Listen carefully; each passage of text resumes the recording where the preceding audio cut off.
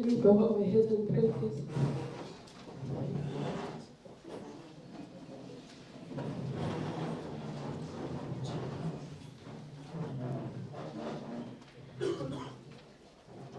Father, in the name of our Lord Jesus Christ, my God, this morning, this is a new day. Your mercies are new every morning, my God, my Father. We thank you for the gift of life. We thank you for this brand new day. We thank you that you are our Father. Father, we thank you for your presence in this place. We thank you for this gathering, my God. We invite you, Lord, my God, to move before us. We thank you, Lord Jesus. As we invite you, Lord, my God, we need your wisdom. We need your guidance, my God. Let it be a fruitful day. Let it be you move around us, my God. Touch our heart, my God. Let it be a blessed day. The joy of our Lord is our strength. In the name of Jesus Christ, my God, we thank you, Lord, my God, my Father. The grace of the Lord Jesus Christ, the love of God, and the fellowship of the Holy Spirit rest in abiding with us. In the name of Jesus Christ, we thank you. Amen. Thank you, Sis Oma. Colleagues, let's put one side first. We're very, very sorry. We can see we requested a colleague of ours, the station manager at Mdda Radio, to mobilize, and he over-mobilized. Thank you for that, Chief. We were very grateful. And we went for the biggest venue here in this hotel. And this is the biggest hotel. Please, this is the biggest venue hall. And we did not have any other option but to take this. Thank you very much, colleagues. Now that one is out there, we are going to start. And last week, I'm sure we know him, Dr. Isopa Hart, took a bow from this world as we know it. We're mentioning his name because he's one of the first pioneers of what we're trying to do here today. He joins several ministers in the presidency that bowed before him. Minister Mthembu, Minister Chabani, Minister Manto Shabalala. Again, to pay homage to them, I'm sure it will not be to us too much to request a moment of silence because we need them as we're about to do this that we're doing right now. Just a second. Can you stand up and take a bow in honor of these colleagues?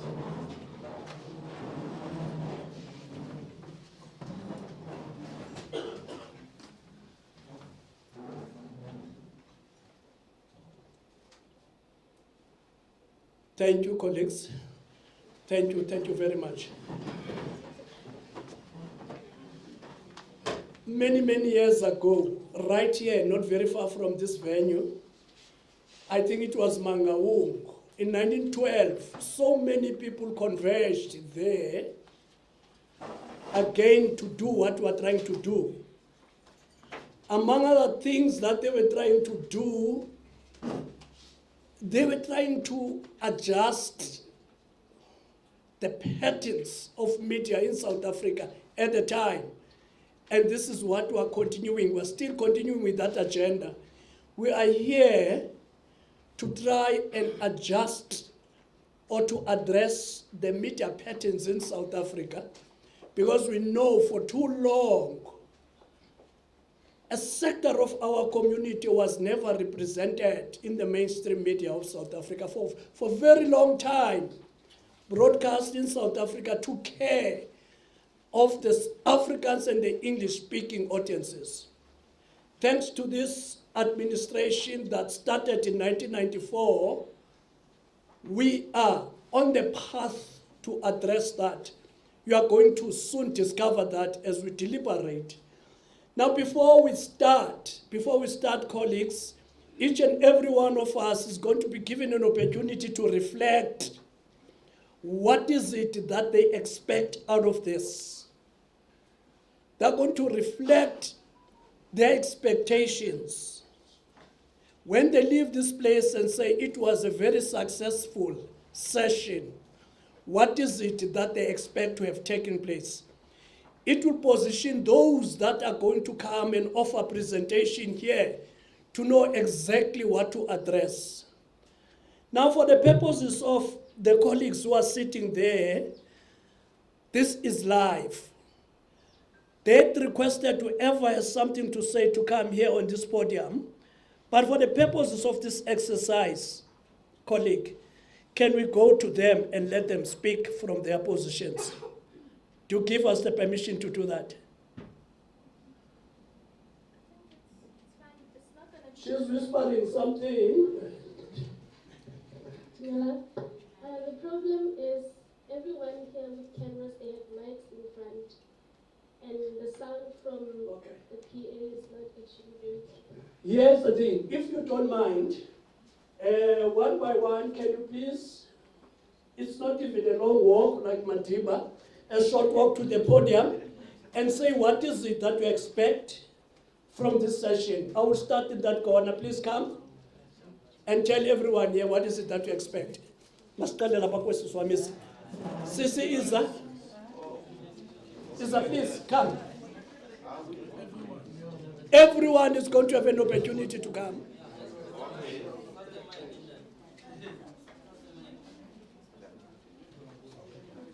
Thank you, Baba. Thank you, sir. Good morning, colleagues. I'm sure I'm audible. I've been having a problem to hear this thing is cracking. I only hope I'm audible. Well, my name is Tapelo Moraka. I'm a writer, producer, radio, drama, television, film, etc. I've known the Mdda to be advancing the aspirations of the communities in terms of community broadcasting mainly. And I think they have done a good and a great job for all these years. Because when they started, there were very few community radio stations. In terms of community television, we're still expecting them to come in full force. So one of my expectations is that they should assist also with the community television sector.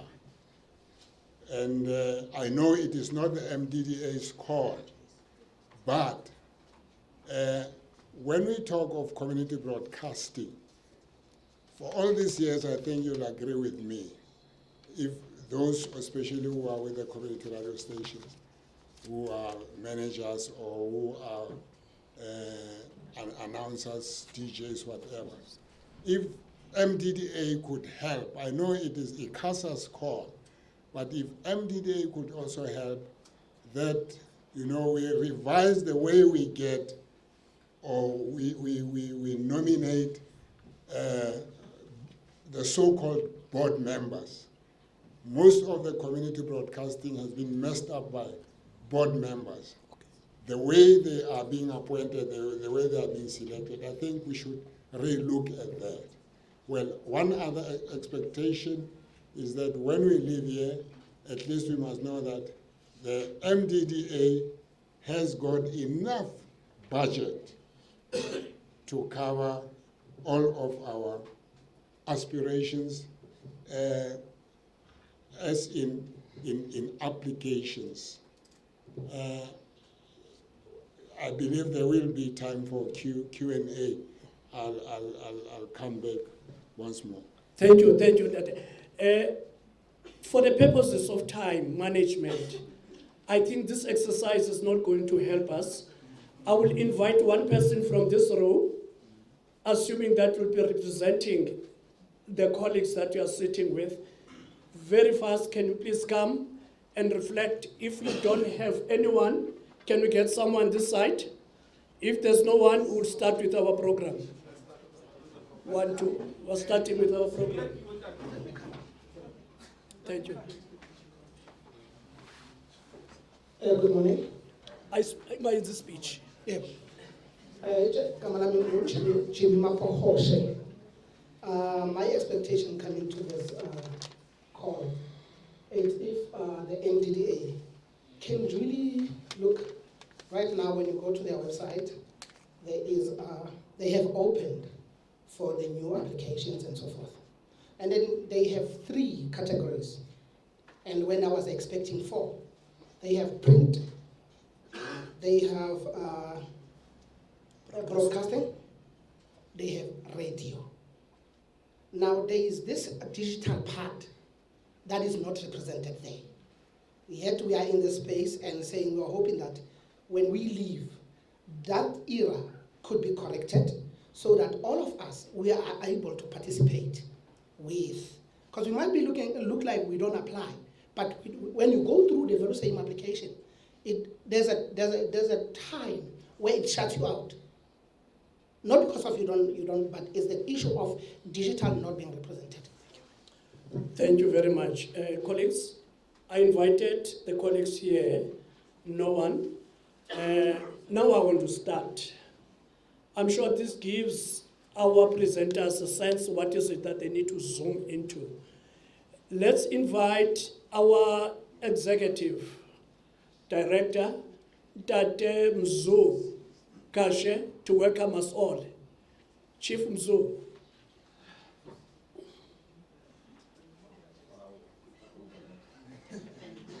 You must be safe, must be, play it nice with this guy. He's the one who normally approves.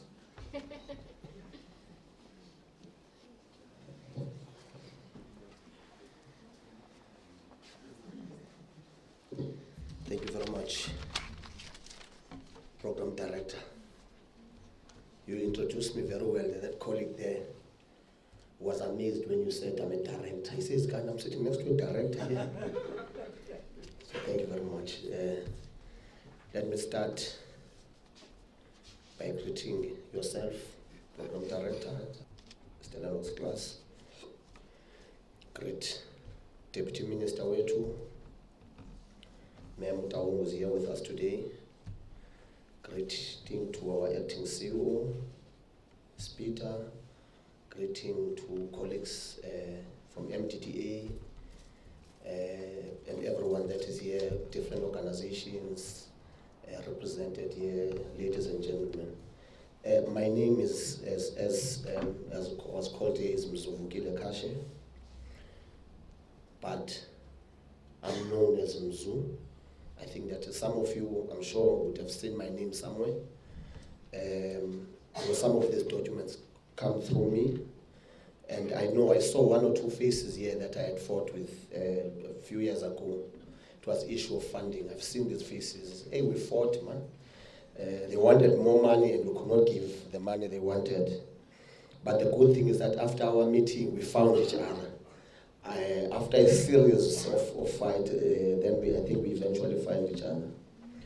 So yes, thank you, colleagues. I think I was telling the colleagues here that I came prepared today wearing a coat. I'm from here. I mean, when I say from here, I studied here, I was a student here. I used to walk all the streets as a Free State. But of course, I did not have money. I couldn't go to these fancy places. I went to Chubana then. I didn't have money. But now, colleagues, I can tell you I can go there now because so it's good to be back. It's good to be back. I always say to people that Free State is my second home. And what I like about Free State is that it's in the center of the whole country. So if you want the center of South Africa, it's Free State. Yeah, so just to perhaps say, colleagues, what is important is that we've been having problems with Free State in terms of our support to the province. It's one of the provinces that has high non-compliance. We have not been supporting Free State that much. I know in the previous 2 years or so, we've not had organization from Free State. Colleagues will apply, but what will then happen is that, there won't be organizations that are compliant, and therefore we find ourselves not supporting as much as we want to support. So we have a challenge here.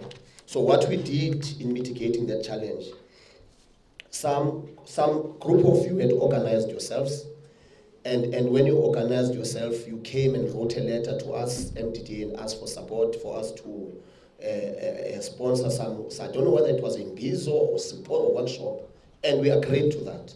It must be clear. And the reason why we agreed to that is because we know that it will go a long way to assist with the issue of compliance. But then what happened is that after we got that invite, we were excited, we were going to be part of that.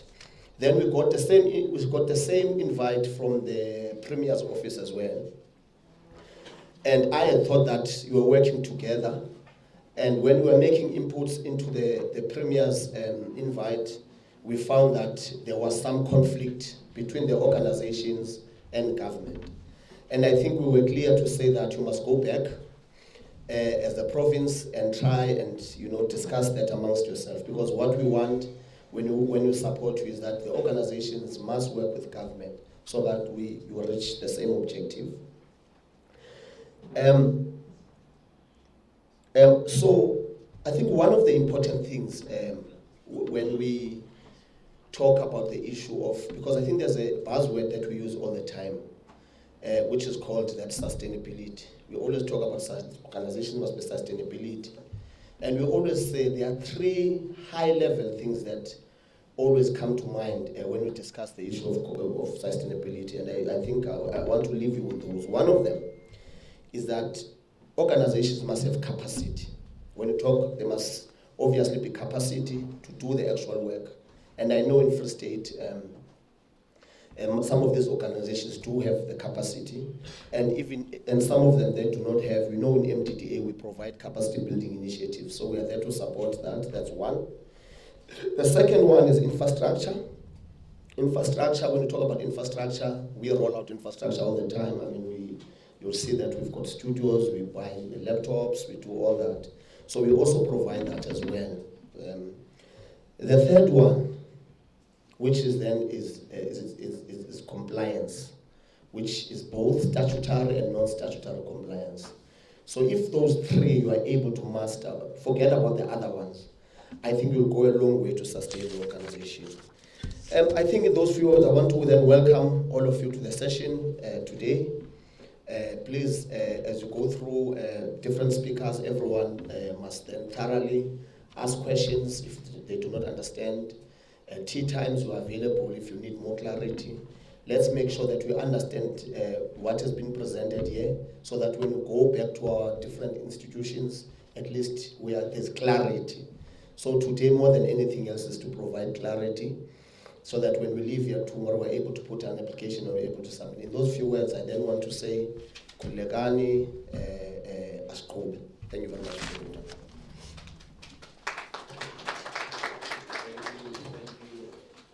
Thank you, Chief Mzulu. Colleagues, again, for the purposes of managing our time, you will note you have diaries in front of you. Let's start using those now.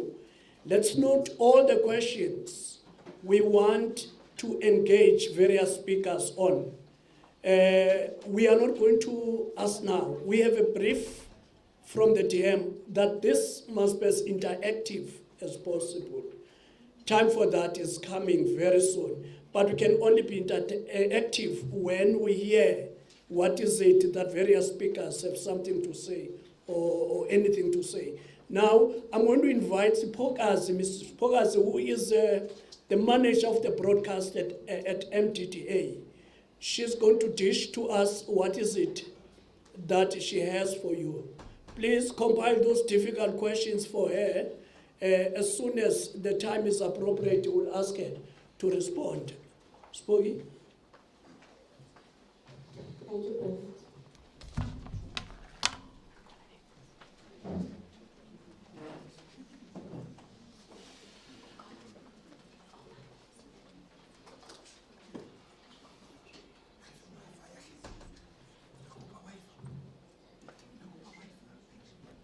It's Mdda. Morning, colleagues. The Wi-Fi code is Mdda.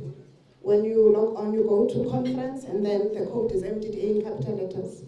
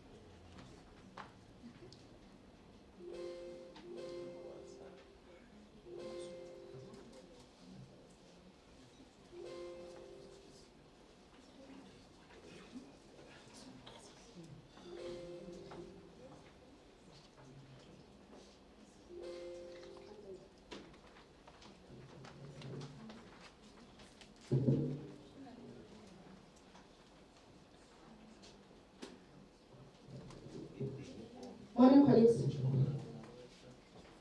As Pralemos has said,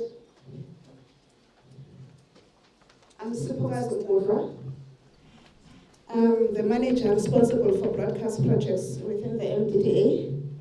I'm going to briefly outline in detail the funding process of the Mdda. The call is open, colleagues. It opened on the 5th of June, and it's closing on the 17th of July, before midnight, which is 23:59. Please do not submit applications after the 17th, as it will be viewed as a late application if you submit after the 17th. As you can see on the screen, the call is currently open. If you go on the Mdda website and you click on the tab Grant Funding, you will be able to see different options of application. Unfortunately for this year, the call for grant funding is different for both broadcast and print. Let me outline what I mean by that. Due to limited funding for print project and small commercial print, the focus for this call is only for the following provinces: Northwest, Northern Cape, Mpumalanga, and Eastern Cape. So the funding applications are accepted from those 4 provinces at the moment for this call. For broadcast projects with valid broadcast licenses, we are taking applications from all 9 provinces. Please go back to the previous slide. Colleagues, if you are a broadcast project, kindly know that your application is not online. You have to retrieve the application form. You also download the budget form on the website. So there are 2 forms that you'll download, the application form as well as the budget form. You complete both of them with the supporting documents that I'll outline on the screen right now. And you send to an email address for application, which is applications@mdda.org.za.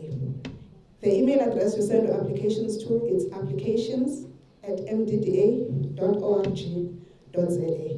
That is the only method of application for broadcast projects. You do not apply online. Okay. And that's just a brief background about Mdda and how it's formed. We get our mandate from Section 16, Section 32, and Section 15 of the Constitution. And our mandate is also derived from the Mdda Act of 2002, which is currently in the process of being reviewed, as it's been long since it's been reviewed. Who do we support? I think that's the reason why everyone is here today. Who do we support under Mdda? We support community media projects that are geographically founded, or any group of persons having a specific common interest. You need to be registered as an NGO, CBO, or Section 21 company in order to qualify for grant funding. Unfortunately, our colleagues from social development that would have outlined the process of NPO registration are not here, but we have information from social development on how you maintain your NPO certificate status and how to keep that active. So we will send the presentation from social development to everyone that is here. Please make sure that you sign the register so that we can send you all the presentations we'll have here today. Where do we get our funding? From Mdda? 63% of our funding comes from USAF levies. USAF levies are levies that are paid by the commercial broadcasters. We also get from our funding from the government, the National Treasury, and the 4% we get from the investments that we would have invested in as the Mdda. What is the criteria for funding? What do we look for when we receive your application? We look at the extent to which your project promotes media diversity and development, which is our key mandate. We also look at the extent to which your project develops human resources training, capacity building, especially amongst the historically disadvantaged communities. We look at the extent to which your project encourages ownership, control participation, as well as access to media. We also check compliance. Colleagues, compliance is key. If you're a community broadcaster or community media, you need to comply in order to qualify for funding. So there's various areas of compliance that I'll take you through that you need to make sure that when you submit your application, you are complying with those. Those are some of the projects we've funded over the years. It's not all within the Mdda. Currently, I think we've just funded Protea FM in the last year or two in the Free State. And that's the footprint, previous one. That's the footprint for radio funding around the country. And that's the footprint for community television station. As you all know, colleagues, we have more community radio stations as compared to community television stations around the country that are licensed by ICASA. We have colleagues from ICASA who will outline how those processes work.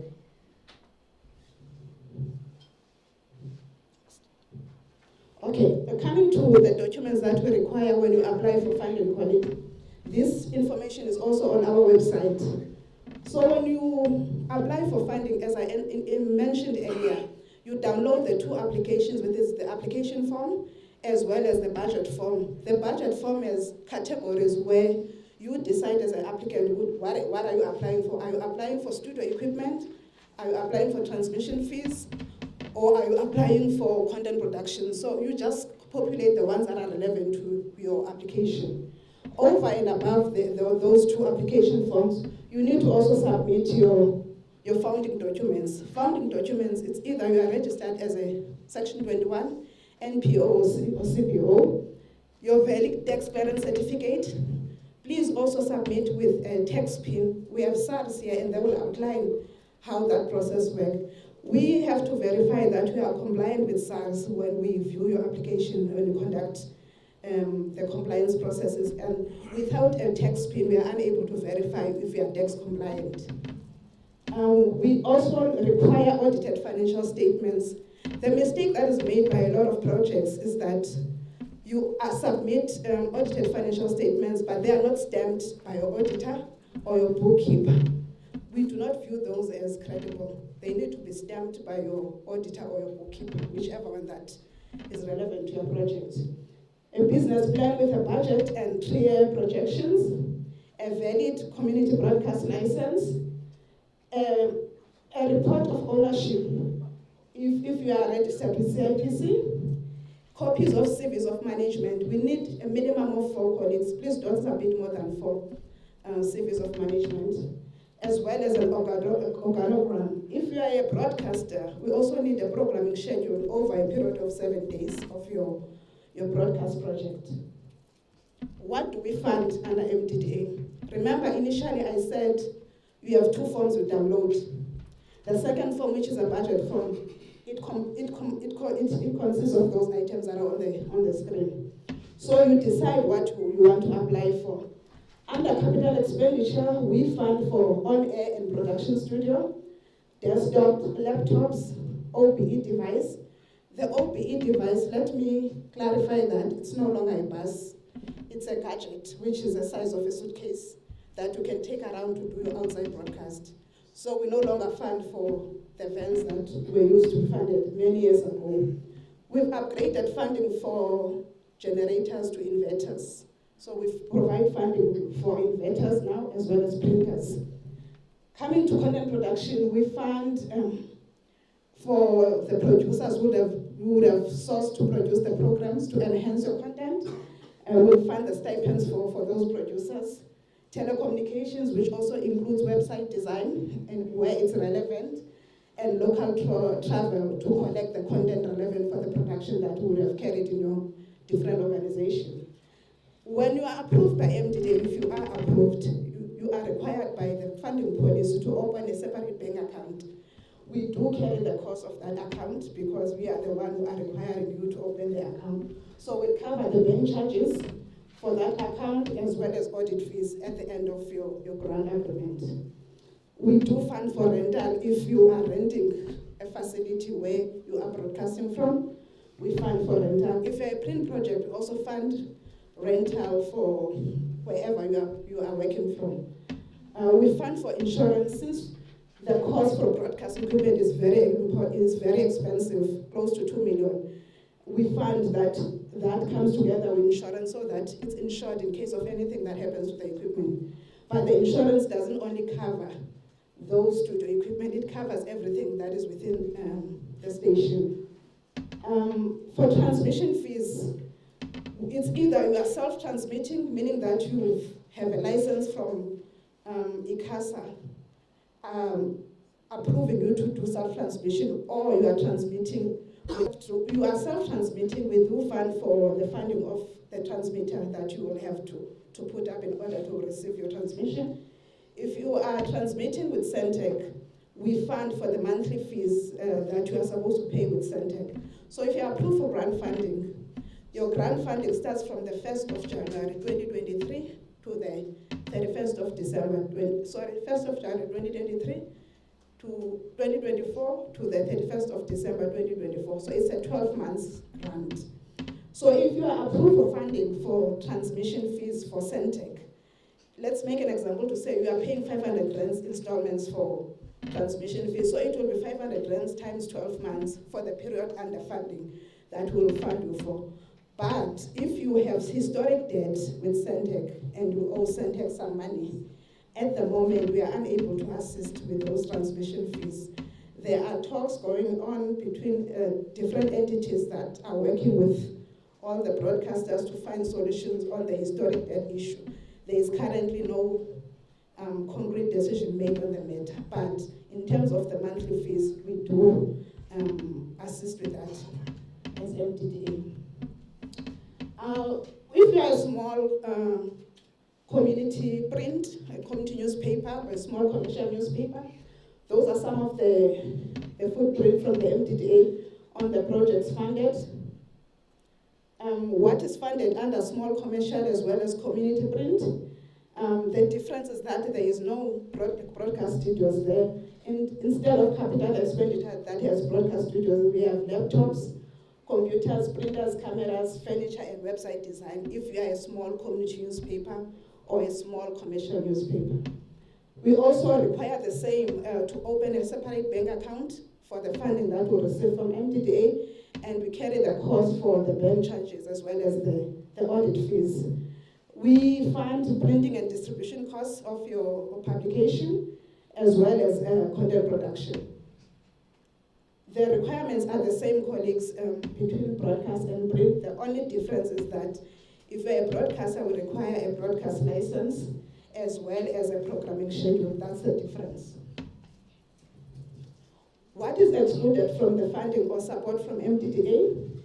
We do not fund media projects owned or controlled by government or other funders of the MDDA. We also do not fund special events licenses or once-off publications. We also do not fund advocacy groups, except if it promotes media development, and this is at a very small scale approved by the MDDA board. We do not fund media projects that are owned or controlled by any political party. We also do not fund conferences, seminars, unless the MDDA board decides so. We do not fund media audience earmarked for foreign audience. Let me explain what I mean by that.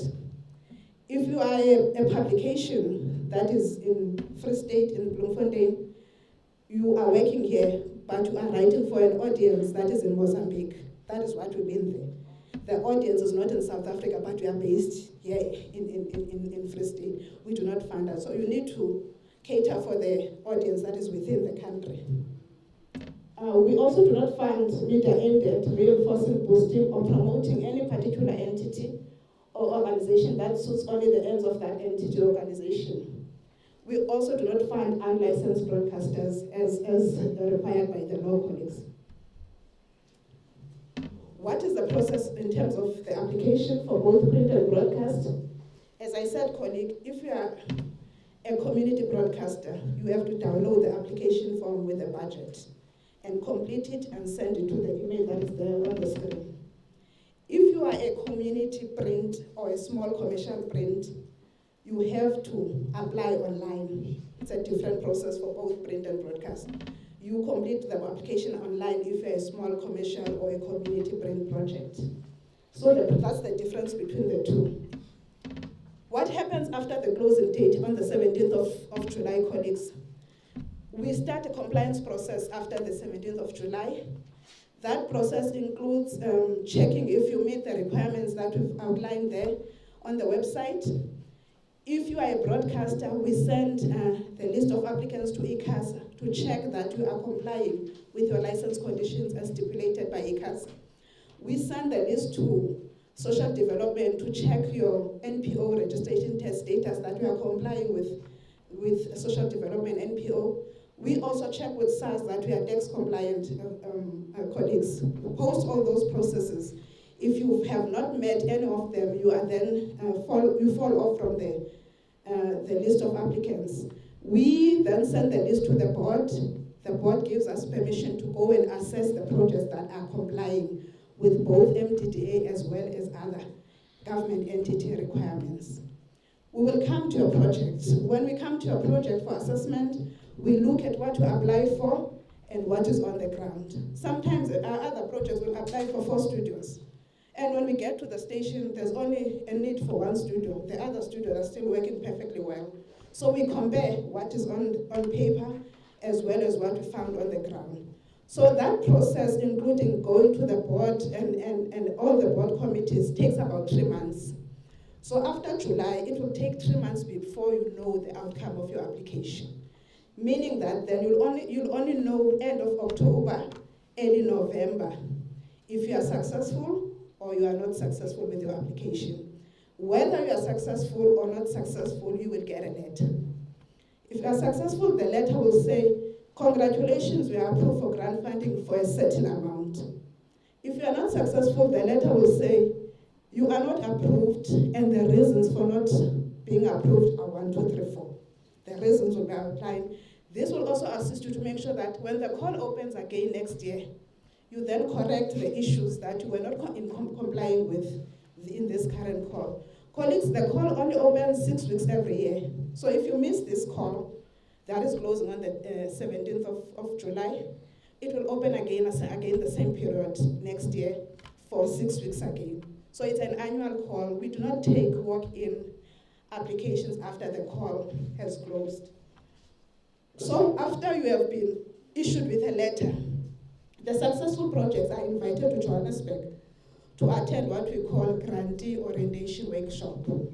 Grantee orientation workshop involves all the stakeholders I mentioned earlier, your ICASA, your SARS, and many other key units within the Mdda, like the finance, to take you through on how to use your grant funding correctly. So that all the approved projects around the country gather in Joburg for about 3 days to be a workshop on how to manage the grant funding. So your grant funding will then start from the 1st of January 2024 to 31st of December 2024. It's a calendar grant funding that runs over a period of 12 months. Disbursement starts in January, colleagues. You attend grant orientation in December, but you only start getting your tranche payment, your first tranche in January, which is when your grant funding starts. So when your grant funding starts, it runs for 12 months. You are allocated a grant officer, grant disbursement officer. It doesn't matter where you are in the country. There is an officer that is allocated to work with you throughout your 12 months journey with the Mdda and assist you to disperse your grant correctly, and also assist you to comply within that 12 months to make sure that the disbursement goes according to the granting aid agreement you would have signed with the Mdda. We also have colleagues from our monitoring and evaluation who will from time to time come and check if you are still complying with your granting aid agreement over and above the grant officer, who will not only work with you virtually, but will also come to your project from time to time. Once we have fully dispersed your grant, colleagues, we have what we call project closeout report, which means we have fully successfully implemented your grant, and now we've closed the project. If we have not closed the project, it means you have not complied with our grant and aid agreement. What are the sector challenges we are currently experiencing?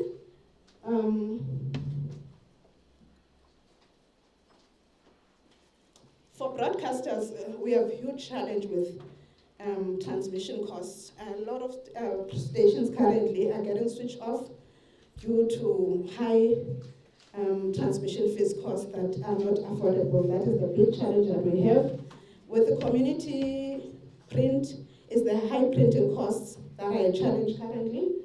There's SAMRO and SAMRA fees that are owed by the sector, and a lot of projects that are renting from private landlords have challenges with rental, where they are placed or rental that doesn't allow grace periods if there's unaffordability that projects get themselves entangled in. We also have a high training needs within the sector. As you know, it's a community media sector, therefore, when the volunteers are headhunted by the public or commercial sector, you would have trained them for a long time, invested a lot of skills, but then when they leave, you have to start afresh to train new people. So it's an ongoing cycle that even with us as the Mdda, we have to keep up with trying to find ways of sourcing training to train new people that come into whether it's print or broadcasting projects that we work with. There's unreliable audience research within the sector, specifically on broadcasting, which is one of the things that we are trying to find ways to mitigate on, because it affects your audience ratings and how your advertising rates work. We have poor content, which is the reason we also fund content production, so that we try and improve the content that is produced by the sector. There's poor governance, where you find a situation that we fund a project, a few months later, the board is fighting with management or vice versa. That's why we've also introduced governance workshop to make sure that we train your board as well as management, so that you find each other common grounds to work together to mitigate some of the problems that we have in the sector. There's technological challenges that we have. That's the reason why we no longer fund analog studios. All the studios that we fund currently are digital, and we are phasing off analog studios, and they are not moving with the times.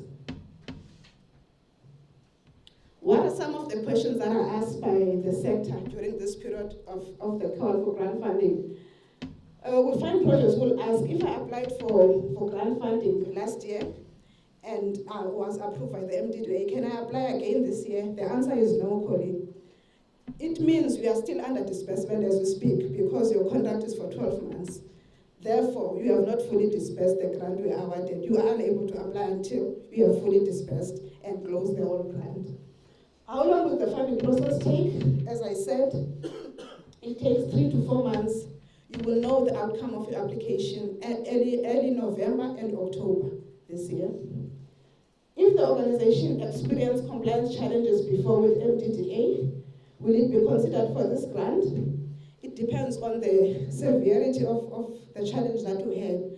But if you are here and you have challenges with Mdda before, you can come in and speak to me after the session, and let's find ways on how we can assist each other. How much is the threshold for funding?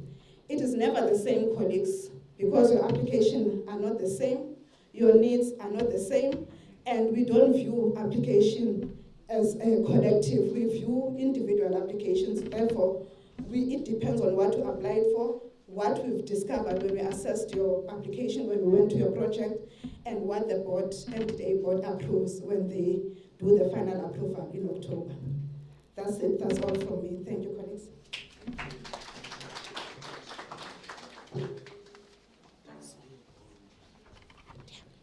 Thank you, Spoki. I'm sure you noted all those difficult questions for Spokas. You must engage. Colleagues, part of the reason why we came here, the government is not happy about the status of the sector here. You have more than 5 or 7 community media that used to be on air. It's no longer on air now. We are not happy, or the government is not happy. That's why we're here. We are here basically to find ways to assist those colleagues. That's why we brought along all the necessary institutions that will help those stations. I don't even want to mention names because it break our hearts for stations like The Rock, Mazolo, Naledi. There are so many that are no longer on air. That dislocate the program of the government in terms of informing the citizens about its plans and programs. Because we know mainstream media falls short in doing this because they're concerned about money, isn't it? And the community media sector is concerned about informing their listeners. So basically we're here to mitigate your attempts in being rejected when you apply. So please don't spare, no question, engage them. They are here, all of them. The next one coming right now is Mdda Gavin. He's from GCIS, very, very critical for this process. He is going to tell us how they are assisting the sector to be sustainable. Is that? So we'll give an opportunity. Come again? I'm saying, Judge, you just call the names first. You can't hear exactly. Oh, it's all right. Okay. Don't worry, they will introduce themselves before they talk. All right. Okay. Thank you, sir.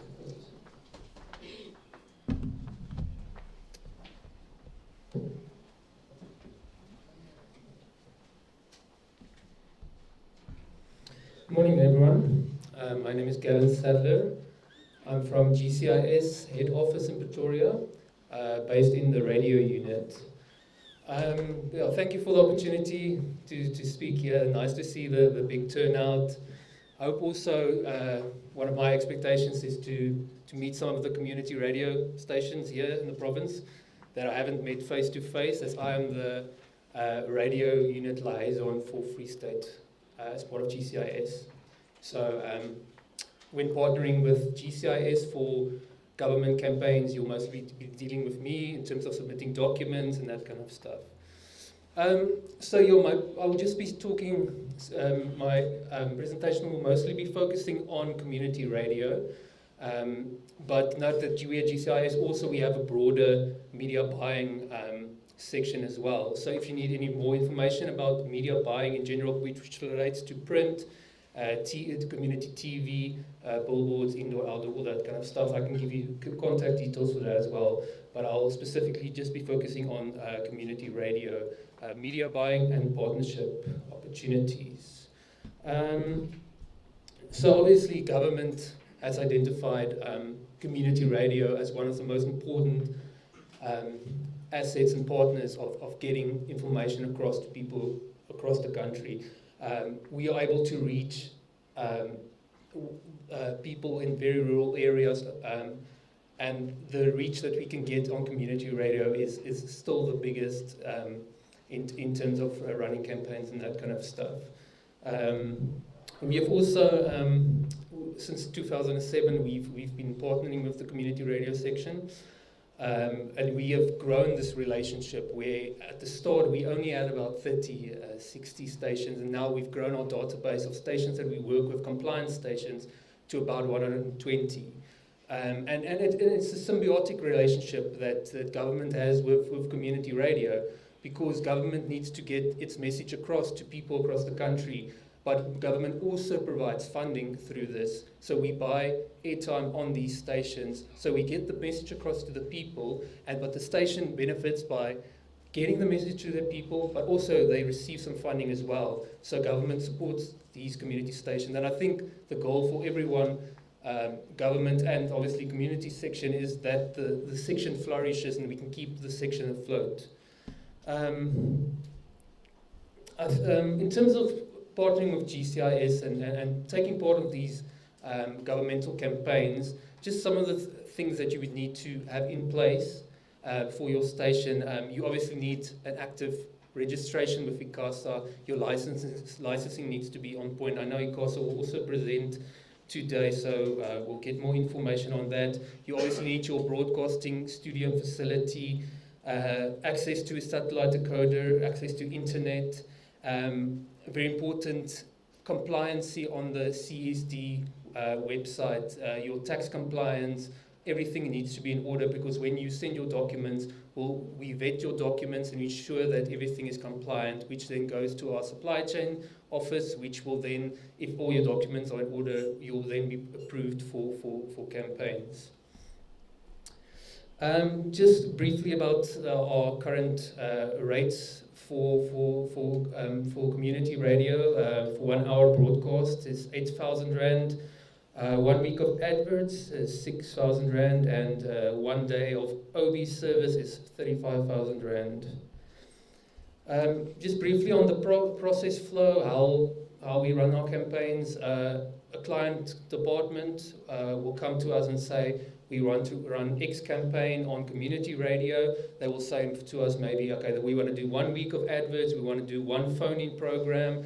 How do we do this? Then we go on their behalf and we solicit quotations from community radio stations across the country. So we have a core team of 5 radio unit members who each is responsible for their provinces. For me, for example, Free State, Mpumalanga, Gauteng. So I collect the documents, we vet all the documents, and it goes through to our supply chain office, and they vet it further, and then on approval, they will then approve the stations who are approved for the campaign. And then when we run phone-in programs, for example, we have a studio based in Pretoria, so we act as sort of an intermediary, where we run the live shows at our studio in Pretoria, and then we give the feed, we make the feed available to the stations. So the stations tap into our feed. So it just makes it very easy for, if there's a minister that comes through to a show, he or she can go straight to the GCIS office, do the show from there, and we make the feed available to 120 stations across the country, and we get the message across nicely. Yeah, I think the only, in terms of challenges, with the sector going forward, is just to ensure the tax compliance with the CSDs is one of the things we see most with submissions, and that's where stations get excluded the most. So in terms of CSDs, you'll find, let's say we ask for quotations 1 week. You'll send your quotation, your SPD4 form, and your CSD document, and then in that week your CSD is maybe tax compliant. But then a week goes by and we submit your documents to SCM, maybe it's no longer tax compliant. So in terms of partnering with us, just be always aware, or ensure that your tax compliance is always in order, because then you will not miss out on campaigns, government campaigns with GCIS. Yes, and that's everything for me. If anyone has any further questions, I'll be around here during tea time and afterwards. Yes, thank you very much. Thank you, sir. As we invite the colleagues from SARS, relax, they are not here to do what they normally do. They are here to help us today. As we invite them and they are setting up, let me just highlight some of the possibilities, colleagues, so that you understand the significance of being compliant. There is a department, it's called Justice Department. Sir, are you saying something? Sir, in the white hat? No, this time around to assist you, I can assure you. Justice Department used to budget 15 million for one particular month or period for community radio stations. One department, 15 million. Now, government has 42 government departments and entities. Take about 30 of those and say each and every one of them budget, let's say for the year, not 1 month, budget, let's say 30 million for community sector. Now you're talking about 30 million by 32. It's a lot of money. It's enough to sustain the sector beyond the year that Mdda is walking through with you, because MTTA is assisting you for about a year for you to mobilize money elsewhere to do those things that are critical. And what would assist you, colleagues, don't sit on top of this gold mine. Get the implements, start digging, you will strike the gold. And all what you need to do is to get organized. You are so fortunate you are supported by the people who matter in terms of making these things. You know, DM, in fact, all the ministers in the presidency, from the beginning of time to now, when they engage us, they talk nothing but the community media sector. But I can imagine how difficult it is to meet Mdda today with their problems as the minister. Tomorrow, Kwakwa. The other day, The Rock. The other day, Panorama.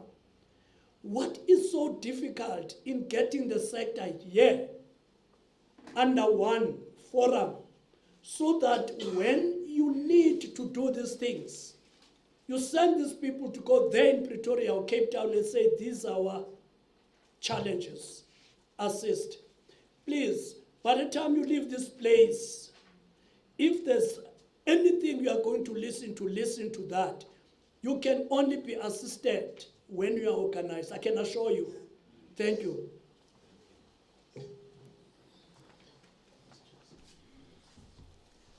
Thank you very much, Program Director. Good morning, colleagues. My name is Mdda, the surname is Mutijwa. I'm with my 3 colleagues here, Dipaletlale, Vikas Kepers, and Megi Malebu. Colleagues, before I can just go to slide, there's something that Program Director spoke about, which is compliance. If you want to be a friend with SARS, just be compliant.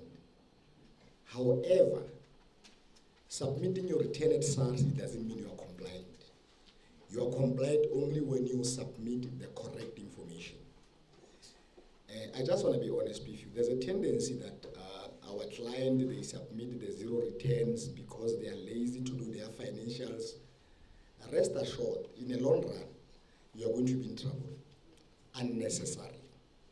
You must remember that when you hired somebody to assist you with your returns, that person cannot submit anything that you don't understand or that you never see. Somebody needs to present that to you and say, this is what I've drafted for you, this is what I'm going to submit. So that in the long run, when you go to audit, it comes back to you. You know exactly that whatever that has been submitted, I know it, and information that is there, it's correct. So colleagues, we are from the division that called TBB. Our primary responsibility is to make sure that we go to our client, we educate them. We've got 3 pillars, which is education, service, and enforcement. However, we don't want to cheapen the space of enforcement. We are fine with education and service. If you go to our offices and there's something that you don't understand, make sure that you come to us, you ask those questions. Our primary responsibility is to educate you. I'm sure we understand that if you knew everything about SARS, we could have not been here with my colleagues. The reason we are there is because we are waiting for you to come so that we can give you a relevant information. We are not saying you must not go to the accountants and bookkeepers, it's okay, but go there with understanding. So that when somebody sits here and says, this is your financials, you can even ask, you give me a PIN. What happened for me to get this PIN? But a lot of our clients, if somebody get a PIN, they're excited, they're very happy. PIN doesn't mean you're compliant. Compliance means you submitted the correct information.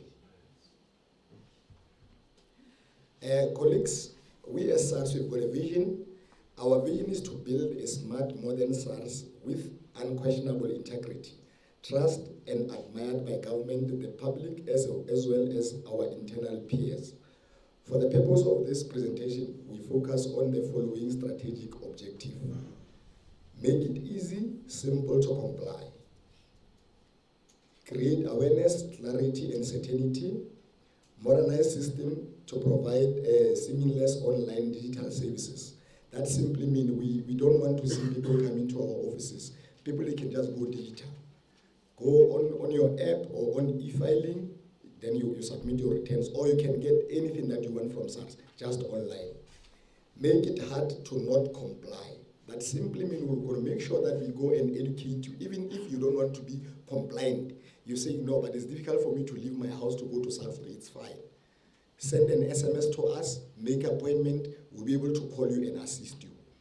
And colleagues, please, if we call you and you don't understand, I'm not a Xhosa speaking. Should I go to any institution and somebody reply to me in Xhosa? I wouldn't understand. I would ask, can you please give me somebody else who can speak English or Sotho? Same way with SARS. Taxpayers, they used to say, yes, I understand, even when they don't understand. Remember, technology of tax is different. If I go to a doctor, they talk medical terms, I'm not going to understand them, but I can ask somebody to assist me. This is our point of discussions. Definition of a public benefit organization, registered authorities, NPO versus PBO, different type of public benefit organizations, SARS qualifying requirements for PBOs, public benefit activities, Section 18A approval for PBOs, PBOs application, requirements for founding documents, fiduciary responsibilities, exemptions, trading or business activities, and partial taxation, activities outside the scope of PBA, request and submission channels, submission due dates, reporting requirements, and then we'll be done.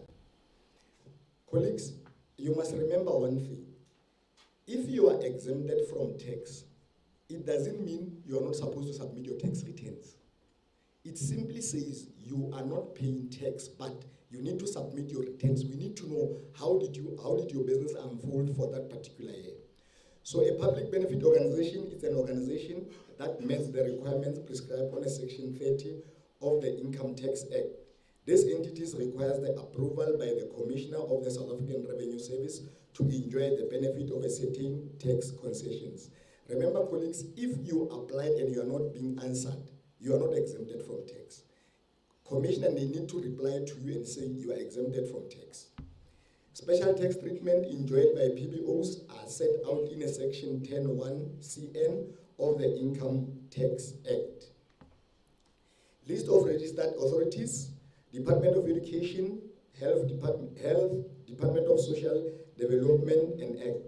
There is no registration interface between SARS and the Department of Education, Health, Social Development. Must register with SARS for income tax number. CIPC, there is a registration interference between SARS and CIPC. Entities is registered for income tax simultaneously with the company registration and issuing a tax number. Master of High Court, there is a no registration interface between SARS and the Master of High Court. Must register with SARS for income tax number. Not-for-profit versus public benefit organizations. Not-for-profit organizations, preferential tax treatment is not automatic, as the organization has to apply and meet the requirements set in the Income Tax Act. That simply means, it doesn't mean when you just open, automatically you are non-compliant. I mean, you are not paying tax. That simply means you need to apply, and then we reply to you. And then when you've got the Section 18A certificate, then we'll say you are exempted from tax. Public benefit organizations has met the conditions and requirements to be approved as a PBO as contained in Section 30. The rules governing the provincial tax treatment, which are contained in the Section 10(1) CN of the Income Tax number 58 of 1962. Different types of public benefit organizations. A non-profit company incorporated and registered in the public under Section 21 of the Companies Act 2008, whose founding document is a memorandum of incorporation. And we've got a trust established in the Republic and it's registered with Master of High Court, whose founding document is a trust deed. And we've got an association of persons established in the Republic as a voluntary associations of a persons whose founding document is a constitutions adopted by its members, and a branch established in the Republic of a foreign charitable organization which is exempted from income tax, and it's a country of origin. SARS qualifying requirements for PBOs.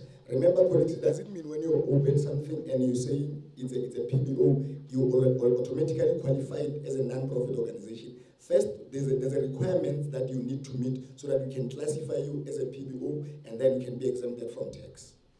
Objectives of the organization must meet the following criteria dealt with in a Section 30 of the Income Tax Act. Main objective must be to carry on one or more public benefit activities in a non-profit manner.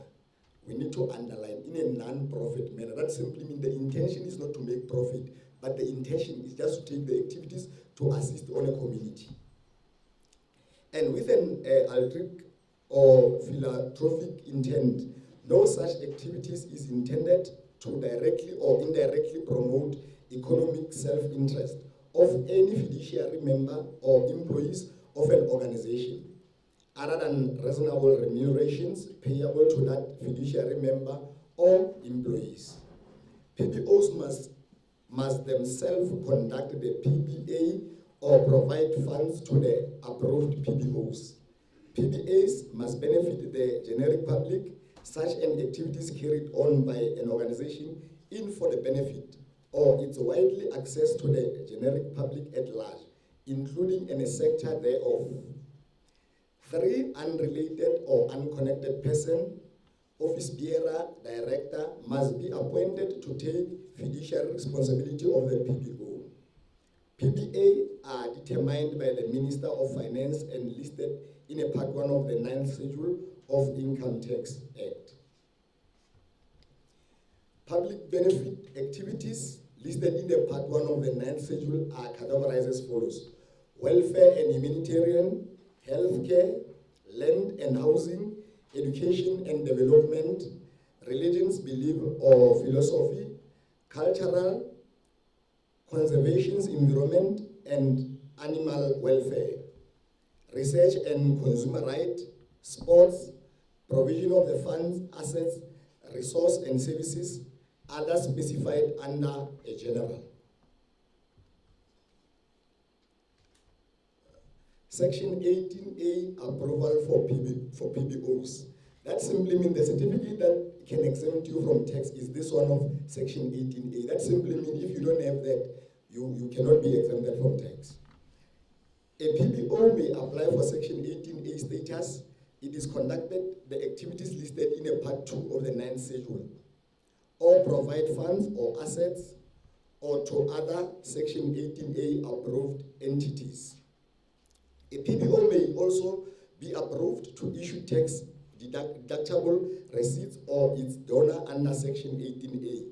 The approval letter from SARS will indicate that an entity has been approved as a Section 18A. That simply means if you need money from somewhere, those people will have your Section 18A letter.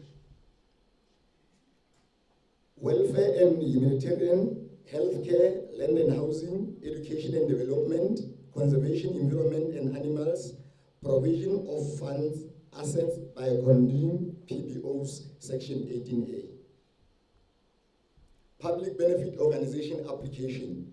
Registration for tax exemptions. Download EI1 application form from SARS website. Complete, book an online appointment on SARS booking system. A case number for submitting application will be created. Thereafter, SARS will make a direct contact with you while processing the applications. Like I indicated earlier, colleagues, it's very easy. There's no need for people to come to our office. You can just download those forms and then you make an appointment. By you to make an appointment, you can just send an SMS on the number 47277. And then you write booking, space, and your ID number. Then you know that you're going to get an appointment, we will be waiting for you. So it's easy because when you make an appointment, you don't just go and stay in the queue. If your appointment is at 1 o'clock, you know that by 1 o'clock, a SARS consultant will be waiting for you so that they can assist you. Public benefit organization application. EI1 application form. Application form must contain the details of the 3 unconnected and unrelated office bearers, trust or direct. Colleagues, when you go and fill in this form, they give you everything that we want. But most of the time, somebody will come knowing exactly that this document I don't have. Rest assured you're going to go back. And sometimes when we tell people, the reason why we give this list is because we want when you come to the office, everything that is in that list, it's there. Then they will be able to assist you. This contains all the documents that needed for you to apply for this. Type of entities and founding documents. Founding documents, which is either of the following: association of person, signed and dated constitutions, trust, copy of trust deeds registered with the register reflecting and allocated trust number, as well as a letter of authority with the details of the unconnected and unrelated trustee. Copy of the Memorandum of Incorporation, COR 15.1, and Company Registration Certificate, COR 14.3. Memorandum of Understanding must be signed by the directors and dated.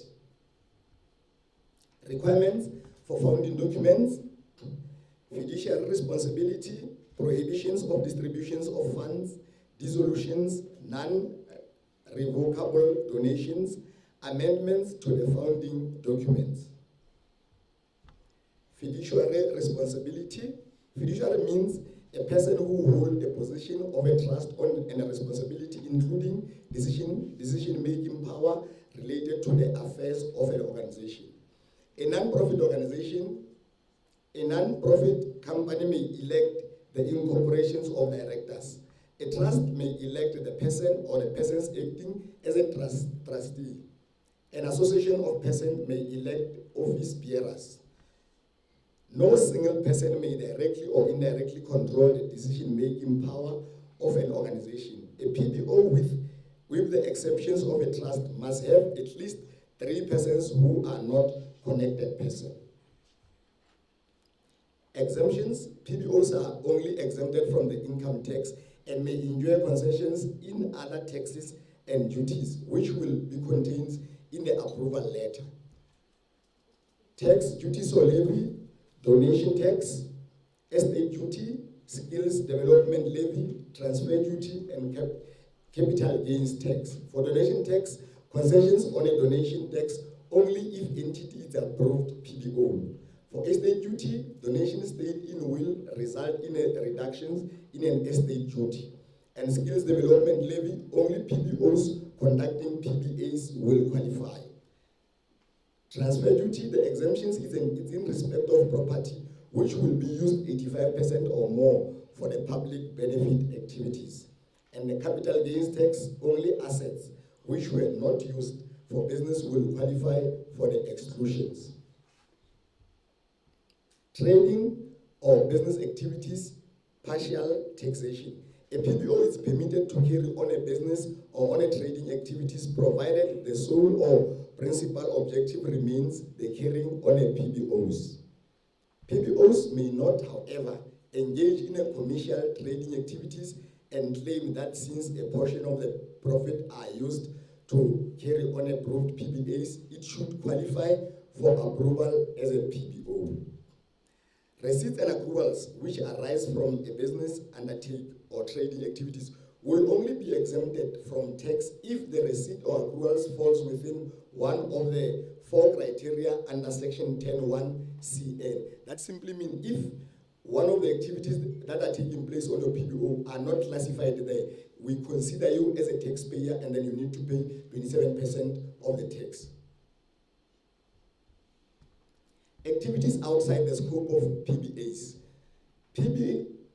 PBO that carries on a business undertaking or trading activities which do not fall within the admit of exemptions will be taxed on the receipt and accruals derived from those of business undertaking or trading activity. An amount up to the maximum of the basic exemptions will be deducted from a receipt and accruals derived from those business undertakings or trading activities.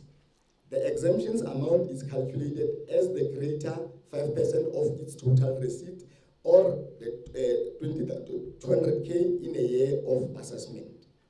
And a PBO that has the approved under Section 30 of the Act and that becomes liable for tax on its trading income will be taxed at a flat rate of 27%, which it was decreased from last year, irrespective of whether the PBO is established as a trust or non-profit company or as an association of persons. Returns, requests, and submissions channels. Annual tax returns IT12EI may then be submitted via the following channels. You can submit it via e-filing, or you can just go to the nearest office. They will be able to submit to you on in head office. That simply means you've got an opportunity to go to our office, and then we'll be able to assist to take those forms to head office. By making an appointment to visit the tax exemption operations, where you will be assisted to register on e-filing from your own cell phone device or on a SARS device, self-help kiosk. That simply you can go to our office, we'll be able to assist to show you how to submit your returns. Like I indicated earlier, colleagues, either we like it or not, Facebook, e-filing is an in thing. You can avoid it, but eventually there will be a space where people are no longer come to SARS. Everybody will go to e-filing. So it's much better when people start using it now so that you can get used to it. Submission due dates. All PBOs must submit annual income tax return on the IT12EI despite the exemption. That simply means even if you are exempted, but the return need to be submitted. Even if now you're carrying on business, it doesn't mean if you didn't make any money this year, you're not supposed to submit your return. You still need to submit your return to tell us that this year of assessment, I didn't get anything. What is worse, colleagues, even those that have a business? Remember, if you come and you declare incorrect information. Let's just make an example. If you got money from the Department of Education, when they do their reconciliation, they will state that this particular companies, we gave them project. If you declare 200,000 but you got 2 million, we still want to find you. But idea is not to find people, is to assist people to do the right things. In terms of the Section 25 of the Tax Administrative Act 2011, Act number 28 of 2011, the Commissioner requires that any company, including PBOs, must submit the tax returns within 12 months from the date on which its financial year ends. Trust must submit in February unless it has applied for a different reporting or filing period. Other entities must complete and submit their returns by the due date as communicated by the Commissioner annually. Supporting requirements, record keeping. All financial documents must be retained and preserved for a period of at least 5 years. That simply means whatever that you submitted in 2023, you must keep it for 5 years. Colleagues, one of the reasons taxpayers, they are under impression that they keep documents so that we want to trace them. Remember, it might happen as well that somebody submit and then overtax himself. If you've got that document, you'll be able to come and will be able to say, look, this is where you make things wrong, let us correct it. The idea of people to keep a receipt is not only for us, it's also to assist you as well. Because some of the people, they've got business, for example, and you can have this incentive of a small business. Then the first 95,750 is tax-free. But how are we going to assist you if you have already been taxed at 27%, whereas you could have only started being taxed by 7% up until then 27%. So that's the reason why we say when we engage with you and we realize that there's information that needed or that we can assist you with, then we can go back, you give us supporting document, and then we assist you. Income tax return IT12EI must submit annually income tax return. A person who's willfully fail or neglected to submit a return as required is guilty of an offense and penalties will be applied. That simply means if there's no return that are submitted, we're going to give you the penalties, which start from 250 up until 16,000. Supporting documentations. No supporting documentation is required when submit a tax return. In instance where documentation is required, SARS will request the documents, supporting documents should be retained for a period of 5 years. Remember, colleagues, when we send a letter to you, it states a lot of documents that is needed, but when you can only submit the document that of the information that you submitted. If you don't have a traveling allowance and we request the traveling allowance, it's just a standard document. When you submit only the information that you submitted when you submit your tax return. Contact details, tax exemption, operations, postal address, PO Box 436 Pretoria 0001. Email address teu@sars.gov.za. And the telephone number is 012-483-1700. Our website is Tax Exempt Organizations, South African Revenue Service. It's sars.gov.za. So when you go to our system, you'll be able to get this information. Thank you very much, Program Director.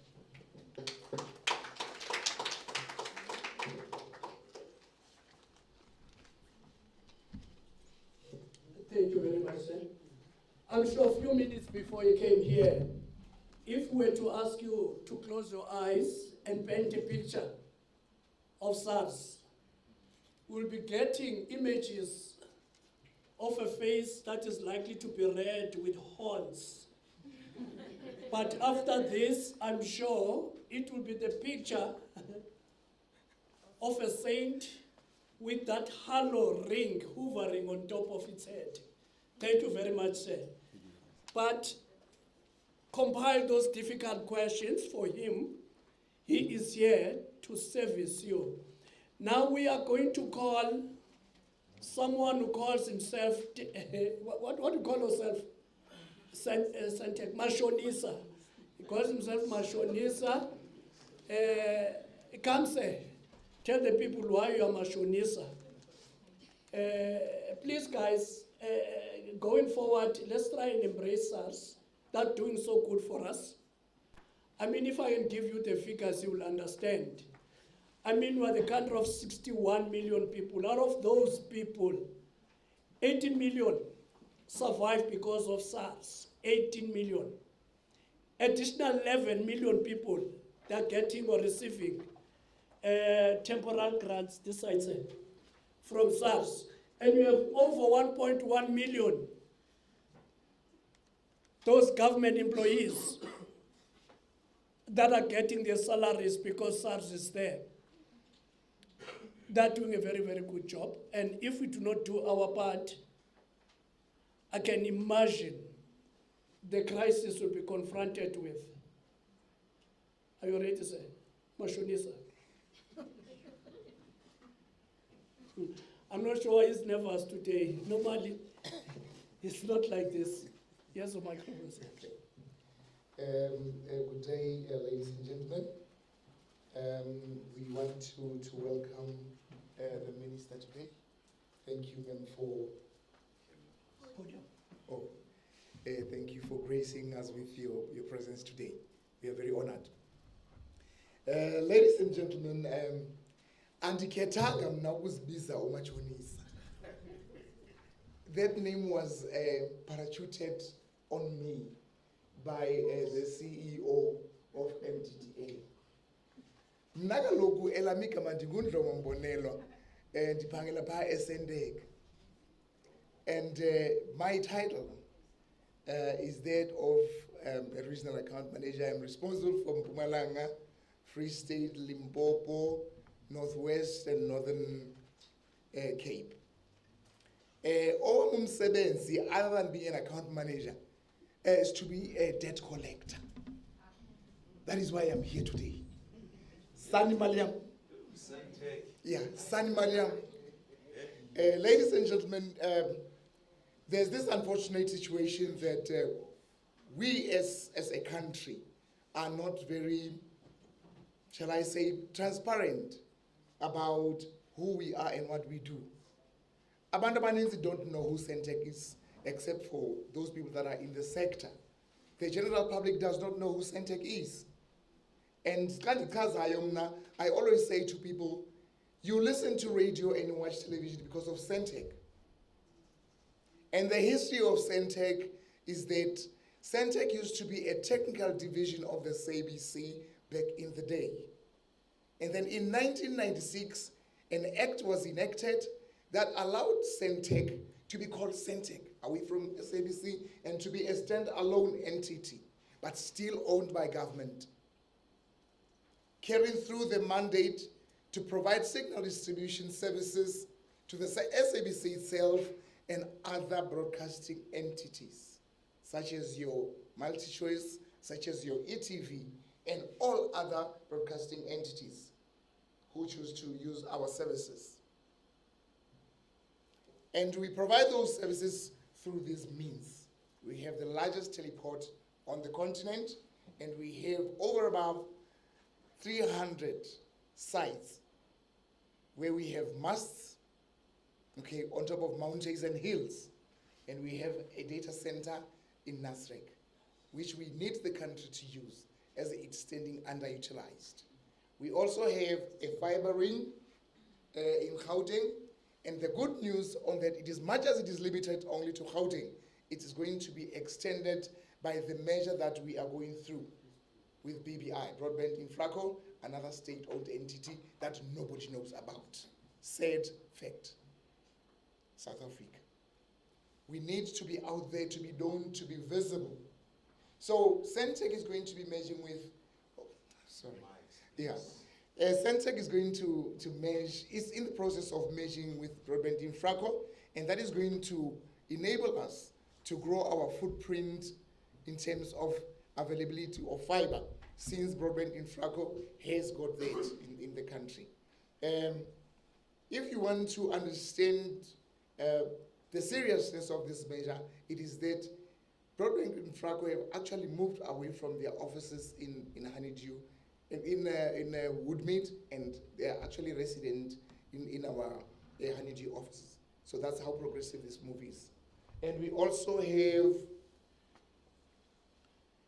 a 24/7 National Operating Center supported by other 15 offices throughout the country. And this is our footprint. This is where we are throughout the country. And we have Centec that enables you, when your transmitter goes down, to be able to be up in 8 hours, up to 24, depending on your location.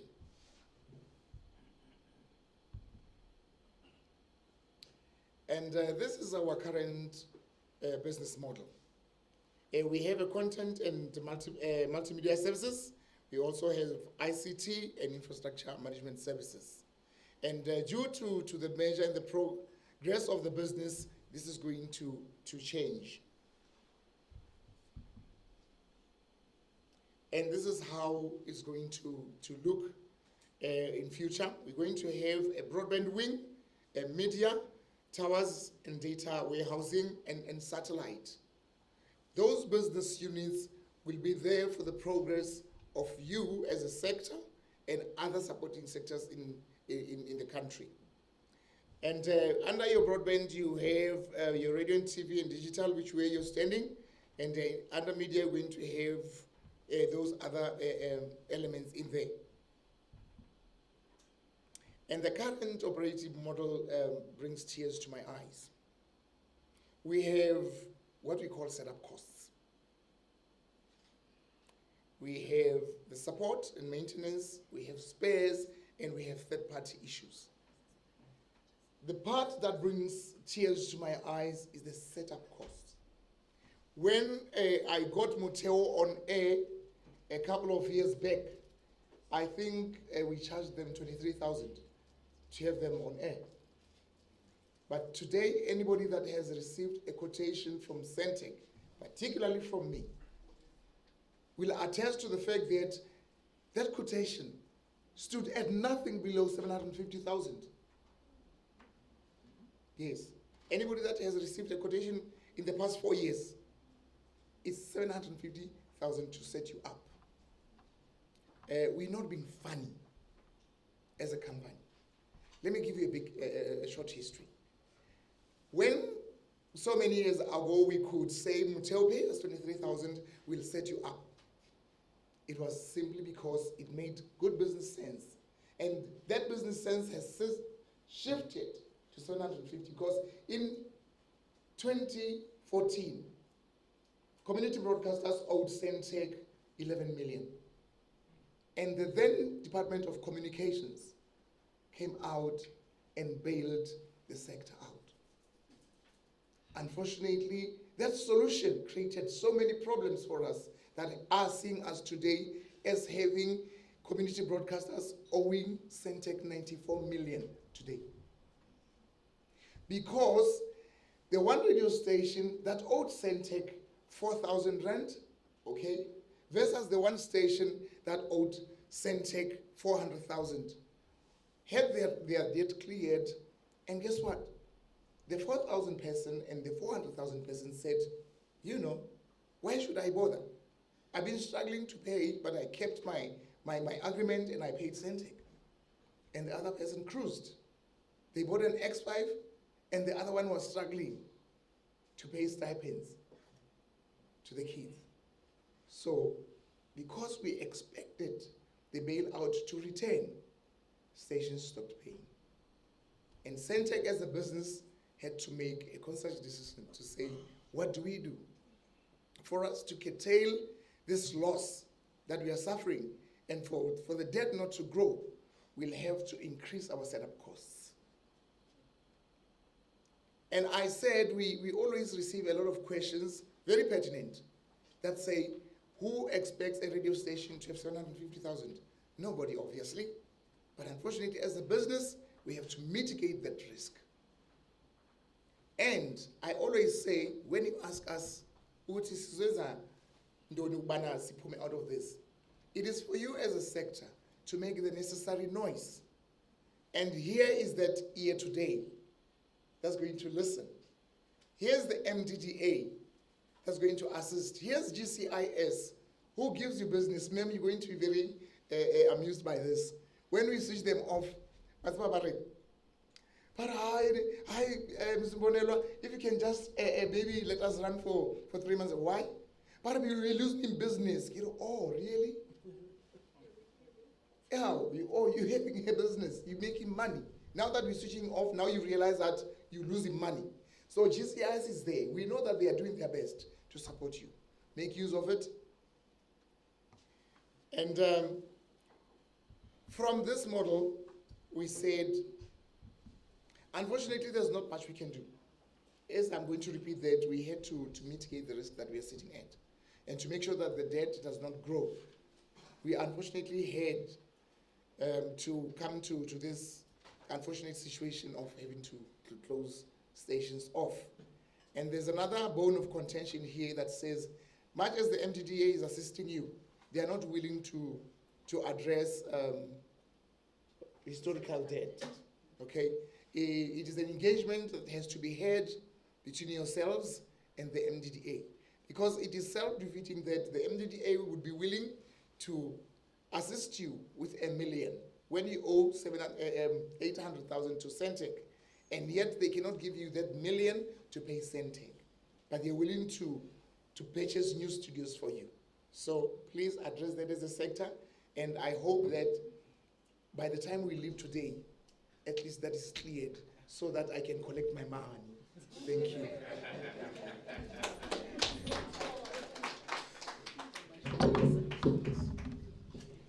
Thank you, debt collector. Next to take the podium is ICASA, one of the very, very critical stakeholders. Yes, ICASA, I know he's sitting somewhere there. You don't even have to worry.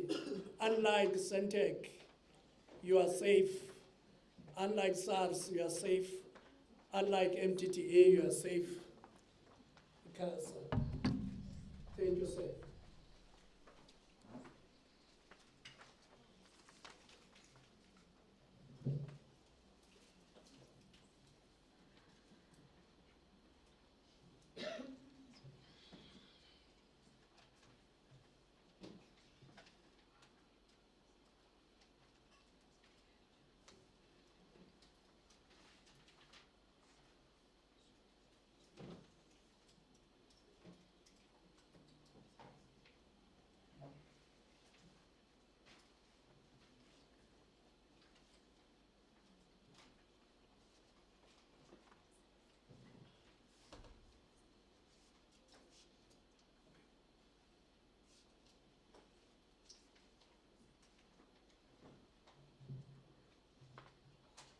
Thank you, Program Director, and thank you, DM, for being with us today.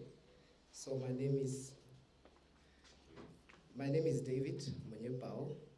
So I'm the regional manager here in Bloemfontein for ICASA. Unfortunately, I received the invitation very late. This is not my presentation. It's somebody's presentation who was supposed to come to make the presentation. So I will just talk from my heart. So I will not follow this presentation as such. And then for that reason, I'm not going to be that long. I'm not going to even bother you with the issues of our mandate, our acts, and all these sort of things. I'm sure that you can get all these things from the internet or any other sources. So let me just talk about the issues related to community radio stations, because we are here because of them. So the first thing that I want to register here is that there is a process to apply for the community radio stations in the province or nationally. So, and that goes to the ITA. So invitation to apply. You don't just come to say, I want to open a community radio station in the province or anywhere else. So you need to wait for the invitation to apply. So that is dependent on the availability of the frequencies or the spectrum. So, and other factors around that. So in our province, we have about, we had about 23 community radio stations. And then about 8 of them are off air as we speak right now. And then for many or various reasons, some of them are non-compliance. They do not submit their documents in time and so on. And ICASA is very strict when it comes to compliance or when it comes to regulations. We don't take a chance there. So if any radio communities, radio community stations or community radio stations is not complying, we are not going to take chances about it. We are very strict, and we, I'm sure those who have received our letters can confirm that you can make an appeal as much as you want. So we are not going to back down on our regulations. We are very strict when coming to our regulations. So we do not encourage any non-compliance in any form. So it is very much important. So then I said 8 of them are non-compliant, and then they are off air right now as we speak. And then there are 4 more that are sometimes on and off because of some other issues related to the previous speaker that was speaking here, that they are now off air, or sometimes they'll go on air, due to non-payment issues. And unfortunately, ICASA cannot come in there. So ICASA to play when we talk about the arrangement or commercial arrangement between Centec or any signal distributor and the licensee. So we stay back. We are concerned about our licenses, that when we offer you a license, find a way to make sure that you are on air, and then make sure that you also comply with other different stakeholders that are affected. So if they put you off air or whatsoever reason, it's not our business. We don't come in there. So you have to negotiate or talk to the other different stakeholders in that space. So now the other thing that I would concentrate on is that when we talk about compliance, it's twofold. So when you talk about compliance, it's twofold. So twofold in the sense that, so in the province, what we normally do, we'll go to the, for example, when we talk about compliance, we talk about license conditions, for example. The license conditions, compliance. And then we do have another unit from the head office that deals with the content compliance. So when we talk about the issues of content compliance, for example, we talk about programming, the programming obligations, the issues of the SA music or content related, the news coverage, the hours of broadcasting and all those other things. But in the province, we are not doing those things. But there are certain things that we are doing. For example, we can go to a licensee just to check what type of a license do you possess, and then are you complying with all those conditions that are accompanying the license. For example, we can also ask you a question that, are you self-provide, or do you self-provide, or do you provide, do you have your own signal distribution, or you depend on another signal distributor, just like Centec, and so on. So there are several things that we go into, in terms of those license conditions as compared to the content license conditions. So now, let me come to the issues of the license fees. When you want to make an application for, especially those who want to self-provide, so you need to have an electronic communication network services license. So, and that kind of a license, the initial application costs about 14,839 currently. So on annual basis, those fees get reviewed. And then for community broadcasting services, it's just a little bit below 5,000 rand. So if you want to apply for that kind of a license. And then there's also the amendment issues. So the CBS, when I say CBS, I'm talking about community broadcasting services. So it's just as small as 1,484 rands. So even the renewal goes to the same amount. And you can easily say, I want to transfer my license to somebody else. Maybe the business is too heavy for me, I don't understand it, or I don't cope with it.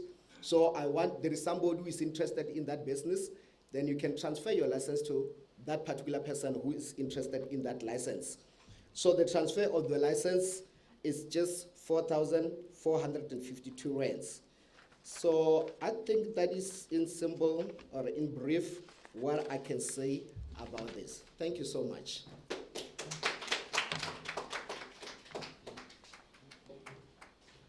Thank you very much, sir.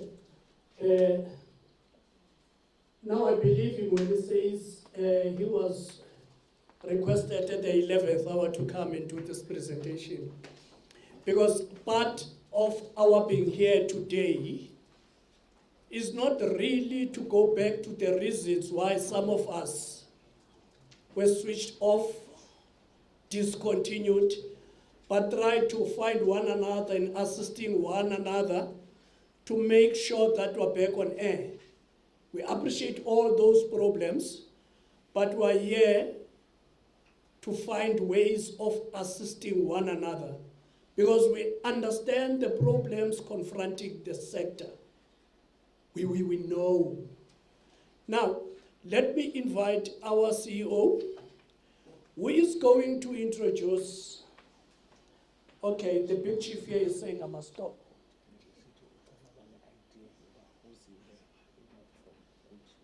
Okay, it is. Okay. Okay, it's all right. I'm sure you heard that, Annie. We were speaking on the microphone. Okay.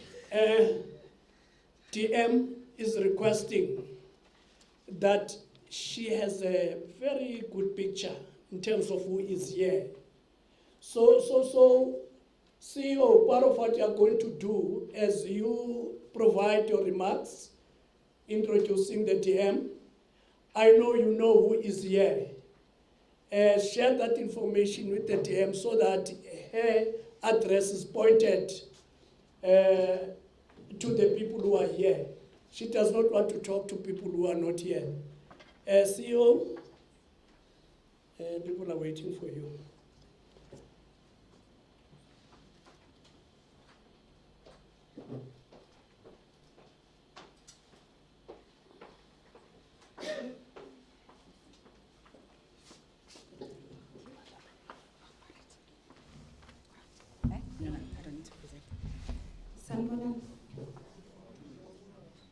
Ninjani? Ay. Sanibonani. Ninjani? Ngafika ngilethele abantu abahle kangaka bese ningibingelele ngathi ngiyangisaba. Doesn't work. Igama lami nguNomkhosi wakwaPeter. And as Uganak has said, I'm the acting CEO of the Mdda. Perhaps let me start off by thanking all of you for having honored our invitation. From the previous speakers, and in particular Uspoga's presentation, I think it's clear that compliance is a non-negotiable. And the purpose of this exercise really is to bring the stakeholders who enable us to do our jobs closer to you. We want to fund you, but we can't fund you if you're not compliant. So use this opportunity to engage with SARS, with the CASA, Social Development, Centec. I owe Centec an apology, but the name has stuck. I think it's important that we also realize that the Mdda is not just about money.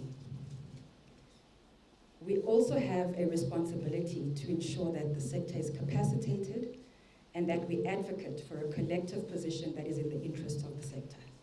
So while the focus seems to be primarily on how we can fund you, etc., please look at the other options around capacity building, and that capacity building is not limited to our beneficiaries. It's open to the sector. So the issues that have been raised as reasons for non-compliance around governance, fund management, etc., we provide training in those particular areas. So please do speak to us, invite us to your organization, and we would happily impart the necessary knowledge and skills. This year, the Mdda is 20 years in existence. And we are, I'm sure you've seen our beautiful banners and my hat that celebrates the 20 years of the Mdda. And we've fortunately had our board approve a series of celebrations. The celebrations were kicked off in East London on the 13th of June. And we've gone around, we will be going around different parts of the country, just focusing on different elements that speak to democracy and diversity as part of our celebration. In July, we're going to KwaZulu-Natal. August, we'll be in the Western Cape, and so on and so on. So please do look at our website, follow our social media pages, and you'll be able to get the necessary information. As you will be very familiar, our legislation defines communities both in terms of geography, but also in terms of areas of interest. And so in our 20-year celebration, we are seeking to expand on this notion of community and of diversity. Diversity is multifaceted. There's language, there's heritage, there's sexual orientation, there's so many elements to it. And we want to embrace and celebrate all aspects of diversity. Finally, let me introduce the DM. And before I do that, I do want to say to the Free State that you are extremely fortunate. This is the only roadshow that the DM has attended. So it speaks to her ties with the province, but also her intention to try and get the community media sector in the Free State province to be compliant.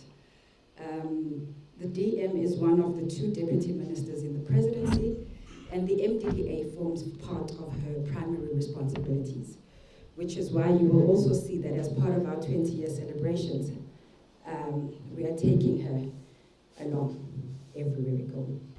But ladies and gentlemen, it gives me great pleasure to introduce to you Ms. Mdda, who was appointed as the Deputy Minister in the Presidency in March this year. She started her career in community and political activism at a young age, working her way through the various structures of the African National Congress.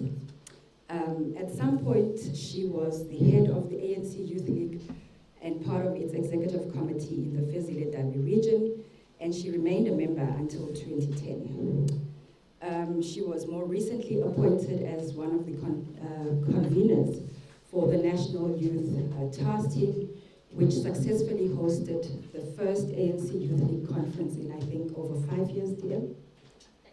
After 8 years. That conference was held in Nasrec last weekend.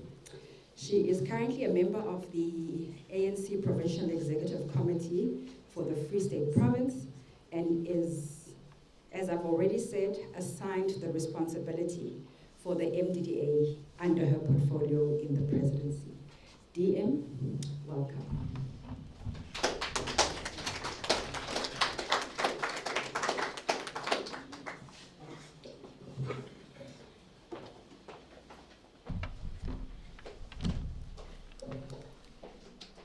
Thank you, Program Director. Thank you, Acting CEO. Dumelang. Sanibonani. Good day. Sisinomkhosi. Ngicela ukuthi ngazi ukuthi ngikhuluma nabo bani la. Akayikhuluma ngale ndaba.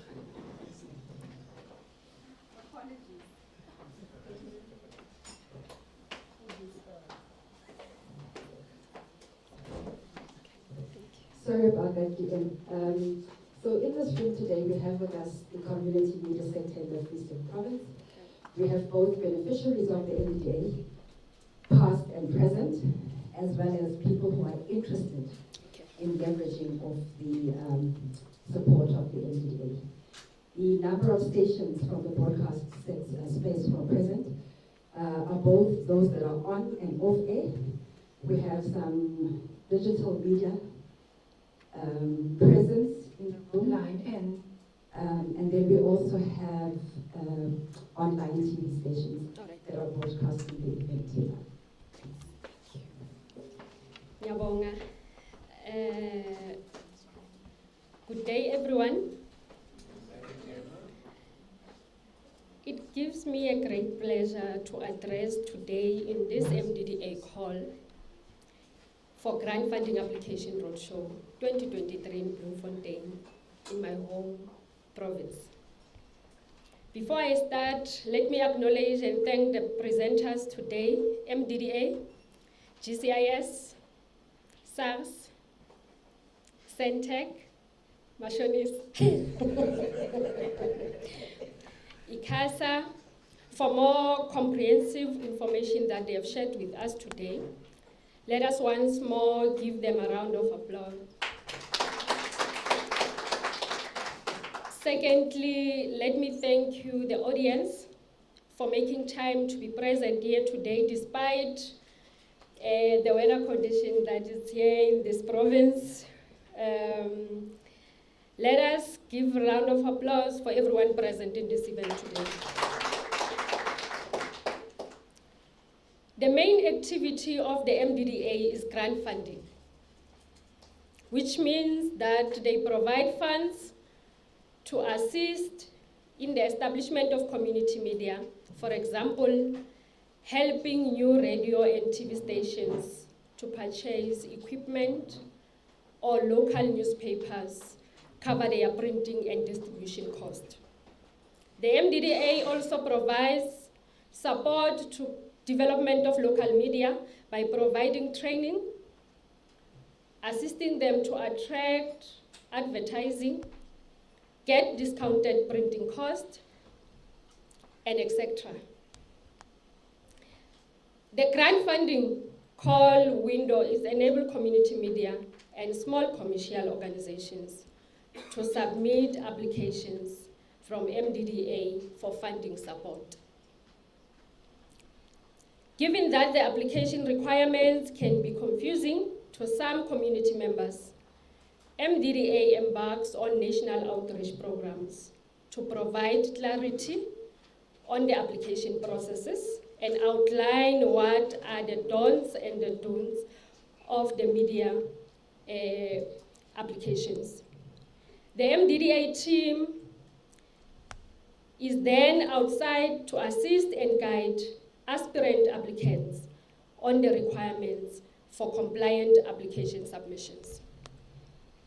The MDDA development, the Media Development and Diversity Agency, was set up by the Act of Parliament, Act number 14 of 2002, to enable historical disadvantaged communities and persons not adequately served by the media to gain access to the media. Its beneficiaries will be community media and small commercial media.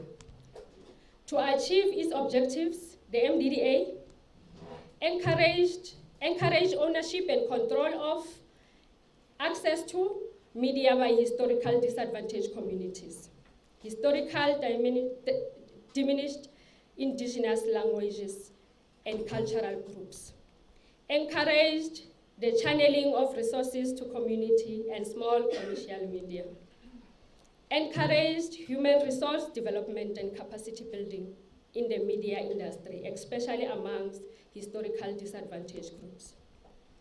In Free State, MDDA provided support to local newspapers such as Protea News and community radio stations such as Kwakwa Radio, Setsotso Community Radio, and Naledi FM.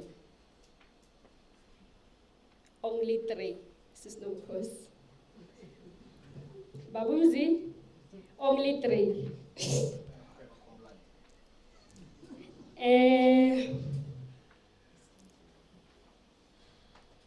These projects are, however, only a small portion of projects we have supported across 9 provinces of South Africa since the MDDA founded its first project in 2004. This year, the MDDA is celebrating 20 years of fulfilling its mandate by providing grant funding and other support with the aim to encourage media ownership, access and control to media, particularly by historical disadvantaged communities. The window period for call for grant funding applications was opened on the 5th of June. Closing date is the 17th of July, 2023. Since the call was open in June, the MDDA team has taken a grant funding roadshow to the following provinces: Eastern Cape, Western Cape, Northern Cape, Northwest, KwaZulu-Natal, Mpumalanga, and Gauteng. The MDDA, of course, saved the best for last, which is why we are here in Bloemfontein today. But this is not the end of the road. For after this process, all applications will go through the board of the MDDA, who will, as they consider who to approve, will be placing a strong emphasis on compliance and governance. We wish the best luck to the compliant applicant. The MDDA has, through its various role functions, programs, and activities, helped to promote and implement media development and diversity for the benefit of all South Africans. Over the years, the MDDA has become a resource for the whole nation and act as a catalyst for further media transformation, such as all citizens are better informed and better able to exercise their democratic rights. Allow me to thank you for all your efforts and the dedication you have shown towards growing the community media sector and keeping our community informed. The agency's success is built on our collective efforts, dedication, and commitment. Without your determination, we will not have enjoyed the many successes, and that is genuine appreciated. In closing, to those who will be applying for this fund this year, I wish you all the best. Do not seek shortcuts, but follow the due processes. Ensure the highest standards of compliance and good governance. Remember, you do this not for you or not for your own gain, but in service to your communities. Continue to advance hope and development through providing access to information through your respective community media platforms. Thank you.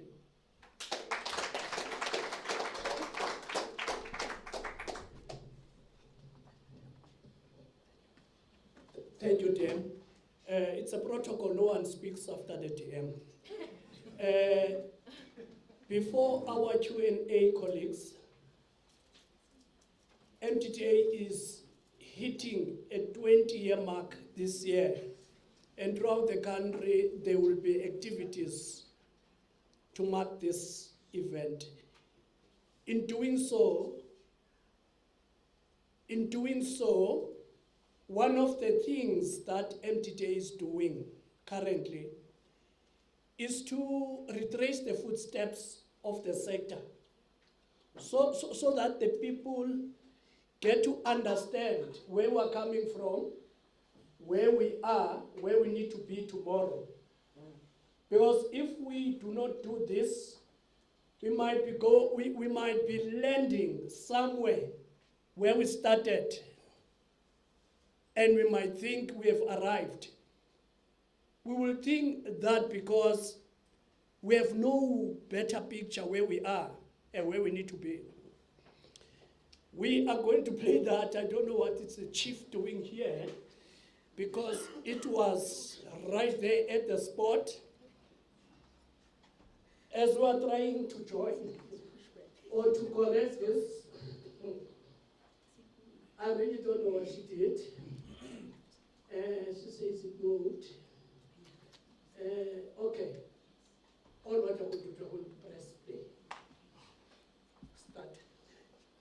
Horace Mann, the fellow who made education very popular somewhere in the United States. I'm not sure why good things are associated with that country.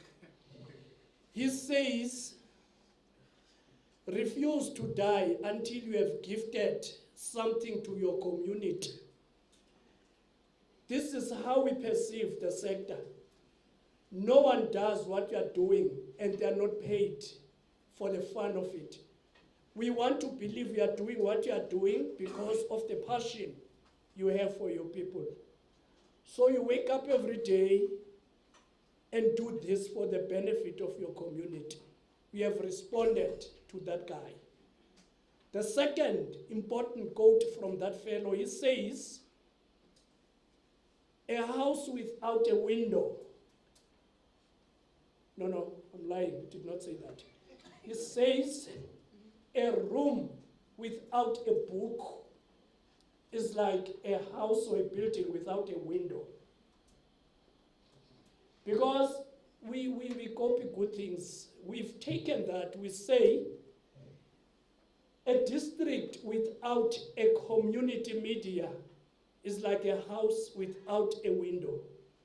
We are here to make sure that each and every district here has a media that represents the community. Let's work together to do this. I've been talking, is this thing ready? Yeah. Okay. Now let's play.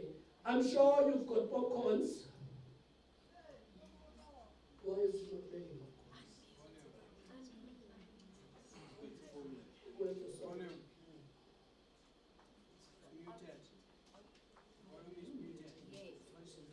Stop saying that. Please. Stop saying that.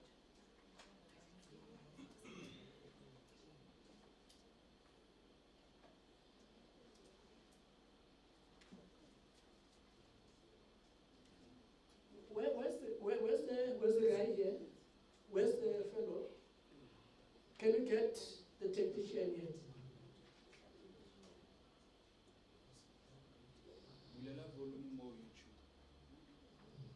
It's up.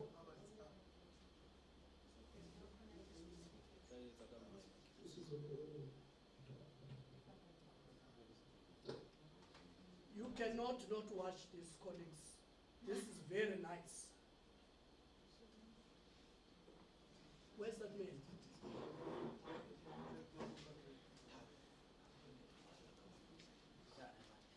Bluetooth mode.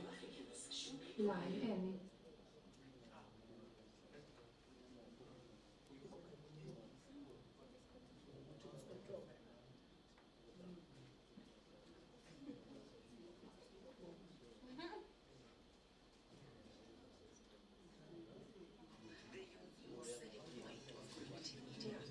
No, we need it there. Bluetooth mode. Line end.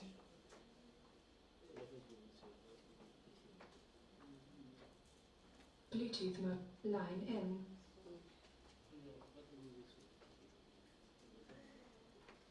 Bluetooth mode. Line N.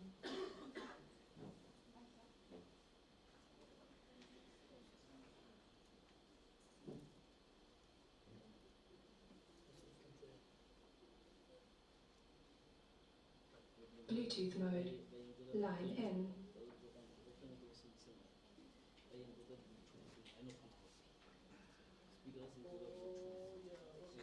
Bluetooth mode. Line N.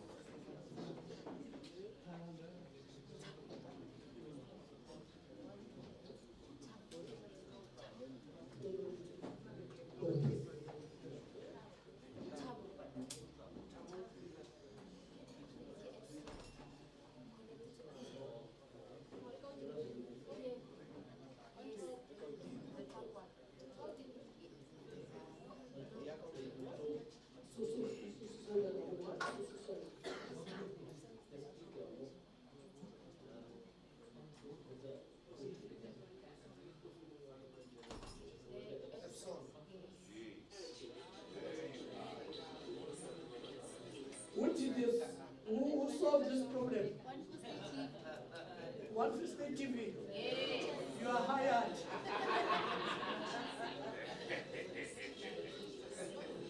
You are hired, One State.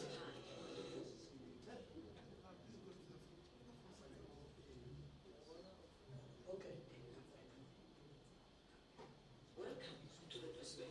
I'm sure popcorns are finished now.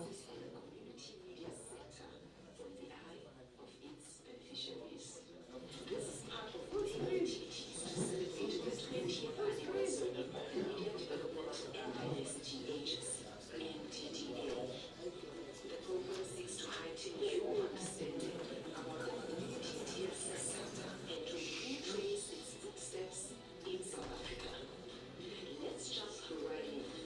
The mandate of the Mdda is linked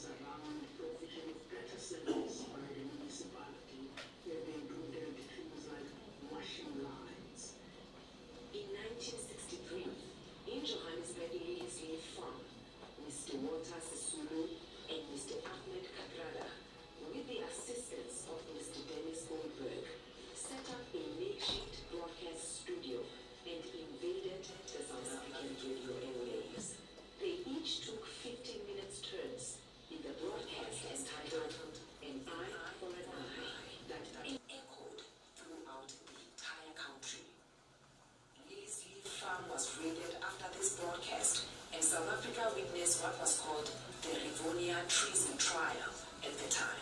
It is said that the people arrested at the Lilies farm were lucky not to get death sentences. They were instead given their life prison terms. These people included the presenters of the daily broadcast, Mr. Walter Sisulu, Mr. Ahmed Katrada, and Mr. Dennis Goldberg. 6 years later, the seeds planted at Lilies farm were displayed and the baton was received by the ANC Radio Freedom in the following sequence. In 1969, former President of Tanzania, Julius Nyerere, granted broadcast facilities to Mr. Omar Tambo, who was the president of the ANC at the time. Down the line, former Zambia President Kenneth Kaunda extended the same facilities to the ANC in 1973. In 1977, former President Agostinho Neto gave Radio Freedom broadcast facilities in Angola. Former President Didier Ratsiraka of Madagascar offered broadcast facilities to Radio Freedom in 1979. And finally, former President Haile Mengistu of Ethiopia was the last country to provide broadcast facilities to Radio Freedom in 1981. People of South Africa, through Radio Freedom, continued to monitor an alternative voice of their radio receivers.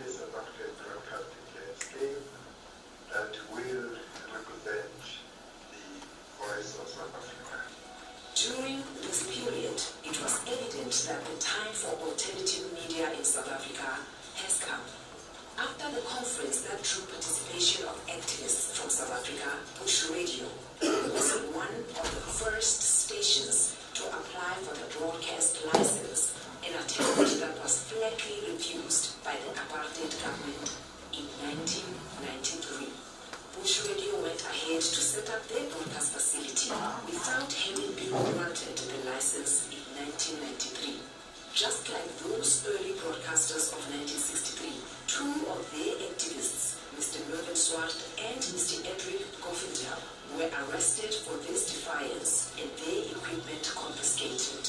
The following year, in 1994, Bush Radio was one of the first community radio stations to receive their broadcast license. Currently, Mdda is rolling out state-of-the-art facilities and grant funding to complying community media. This includes radio, TV, and print. To date, there are over 200 community media platforms in South Africa, and unfortunately, some of them get to be closed down due to a number of pitfalls. Stakeholders led by the Mdda are currently trying to undo these challenges and pitfalls because the role of this sector in addressing and undoing the lack of representativity of some of the race groups in the ownership patterns of the media is still very much relevant. This sector continues to offer a seamless migration from the community to the mainstream media, corporate SA, and the public sector. Many talents who started in this sector, seeing the inside of the studio for the first time, went on to become critical players in the media space of South Africa. The community radio sector has managed to assist so many to off-ramp the cycle of poverty in our country because of the practical skills accumulated at these stations.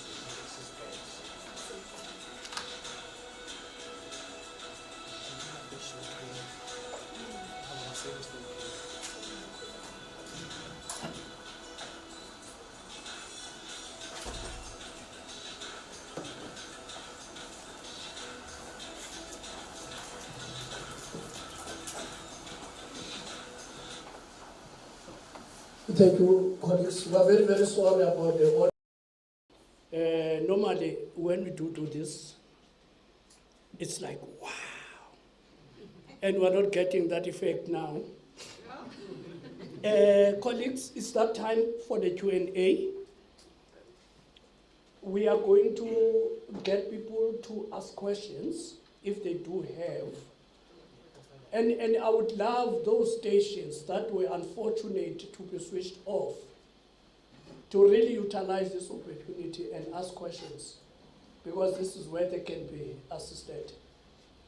You don't want to pull them aside, let them commit themselves in front of everybody. Ask them questions here, because remember, TM is here. Whatever they say here becomes a police. But if you pull them aside there, it's a rumor. Now we'll take the question, colleagues, by way of hands.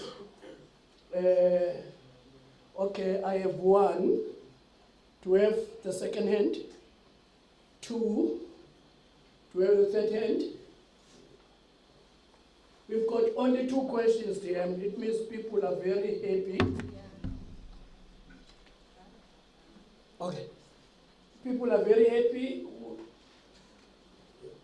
Do you want to come or what? Because it's only 2 of you. Come. Is that Baba? Yeah, okay, come. 3 of you. I'm very sorry for doing this. They are recording. You are not sure if you've got a question now? No, I've got a question. Come.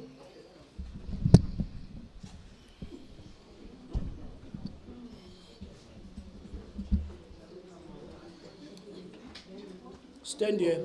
We want to document this so that you say, you don't say I'm distorted.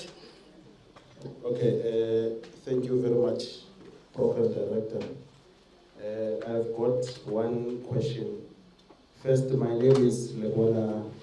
I'm the chairperson of Free State Publishers and Editors Forum, and also the founder and chairperson of Free State Media Mdda, the program that made headlines last year. I think Ngatemzu highlighted it a bit. First of all, we'd like to acknowledge this important visit in the province. However, I must indicate that we are disappointed that this year Free State, especially on the print media side, has been excluded in terms of funding, because as far as I remember, Bluetooth mode. I will. Because as far as I remember, the last time Free State newspapers were funded was in 2020. In fact, we were not funded in 2020 because we even fought the budget for print media was very disappointing, and I'm pretty much more disappointed even they said that we were excluded. But we hope that next year Free State print media houses will be prioritized. So my question is that it's simple. How much is the budget for this year's grant funding? Because I've heard that the speaker who was here indicated that Free State and other provinces were excluded, partly because the budget was very limited. So I want to know how much is the budget that made it so difficult for Mdda to exclude Free State and other provinces.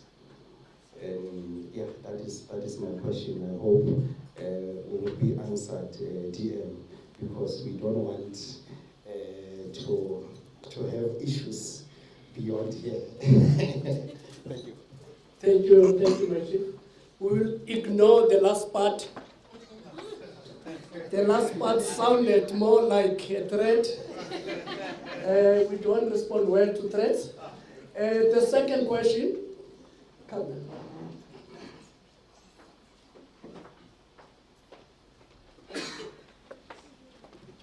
Thank you. Good afternoon, everyone. My name is Busi Mtetwa, and I'm the station manager for One Free State Televisual. Thank you. We launched last year in March, so we are already over a year in existence. We broadcast through Starset, channel 418. My question today, I think I'm going to direct it to ICASA and Mdda. We did apply and we were shortlisted, which means we do comply. My question is that the response that I think, ICASA does update us. So the next step is the next phase, which is, I think the next election will be around November or early next year. My question is now, after the 17th of July, we will try, obviously between now and the 17th, we will apply for grant with Mdda. 3 months waiting period, which gives us up to November. Now, we don't currently have the ICASA license. Will that not dent or have something like a negative, we're missing something when we apply? Will we not have a negative effect on our application? So that is my question between ICASA and Mdda. That's all. Okay. Thank you so much.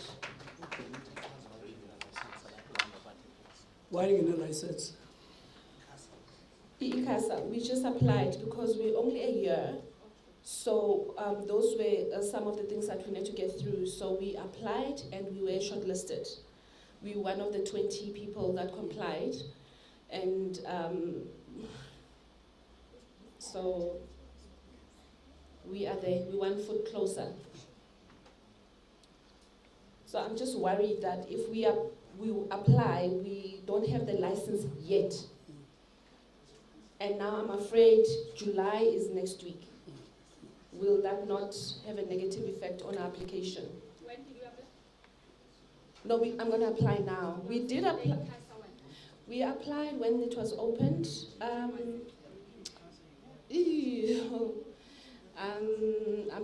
I forgot. But we got, when they were approving, we got the communication that we have been shortlisted. So we're part of the short list. It's just that now we we waiting for the next, if we're gonna go through or not, but I know I'm gonna go through. Thank you, my sister. I think they've just proven themselves that they are more than the word itself ready. I've never seen people this ready.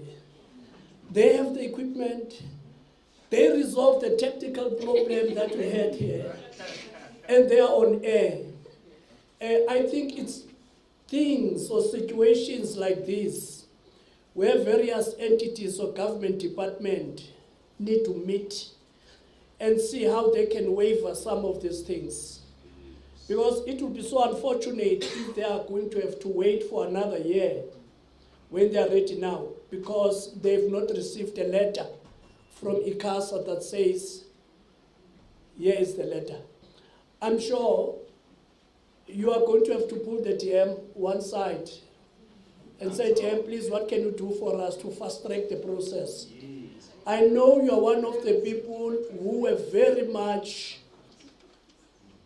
have committed the readiness to join the rest. The fact that ICASA said to you, you've gone through, that should say something. So, she's here. Aside.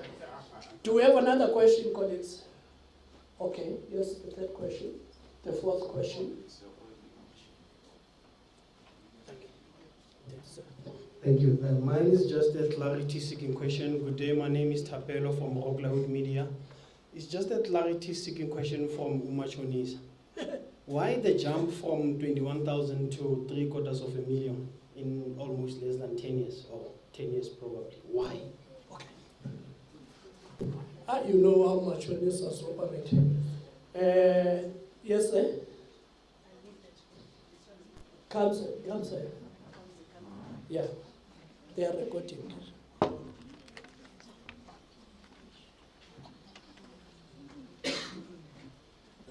Thank you, sir. Okay, again, my name is Tapelo Mrak. My question is directed to ICASA. I just want to find out, as ICASA is the regulating and monitoring body for broadcasters, are you aware, perhaps, that some of the community TV stations, they are lacking on local content?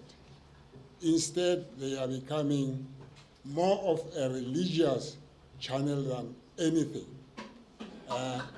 You know, in the morning, it's Bishop so-and-so. Thereafter is Pastor so-and-so. I'm Christian, I'm not anti-religion. But my problem is there is so much of local content that we should be, churning out from these community TV stations. But instead, it's like now we are a religious channel.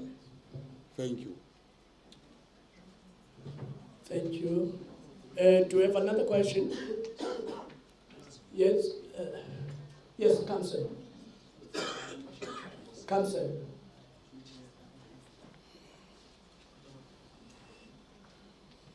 Thank you.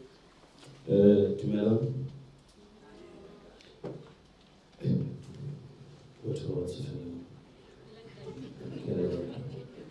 Ka lebitso nna ke Thabiso Sebia, ke mookamedi wa kgaso tshebeletsong ya setjhaba ya Setsoto FM mane la Fixback.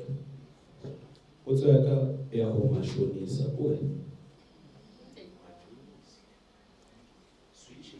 o ha ntse ke tla kwano ntate wa ka o tle o bua Sexhosa jwale ke nana le Sesotho wa Sotho. Ha ntse re tla kwano ne re mametse radio ya Lesotho Maputo mona, which is next door to us. It's actually a walking distance. Re mametse radio ya Lesotho ra ba ra feta Lady Brand ra ba ra fihla ka ne ke ka mo Masupe to a sprayed. Yes, like the students are already haufinyana, But now radio ya Setsoto, mashonisa o re jwetsa hore ha e kgone ho fihla Tlokole because na le dithaba. So ne ke ipotsa na center ke ntho e kgolo e kana ka bana e kana ya feta le Lesotho. Why re hlwa ke Lesotho? Point number 2, ke ne ke kopa ke suggest since o na le load shedding tse ngata. Mashonisa ya tima thabeng mane ne during load shedding. We are unable to make money during load shedding. Mohlomong mashonisa le ka ba betere a calculate dihora tsa load shedding. A fokotse tjhelete. Ke nahana e ka re thusa hore le rona re kgone ho patala because yena a kgwedi fela ha account re ne le load shedding nako e kae. Ha account re nona le mashodu thabeng ba utsitse for nako e kae. Ha itse 15,000 e le jwalo ke standard. So ke nahana le di shebe ntho tse ka retseng because di a re affect haholo mongaka. Ke a leboha. Thank you very much, sir. Can you take one more question for this round? Got a question? Come. We will go for the second round.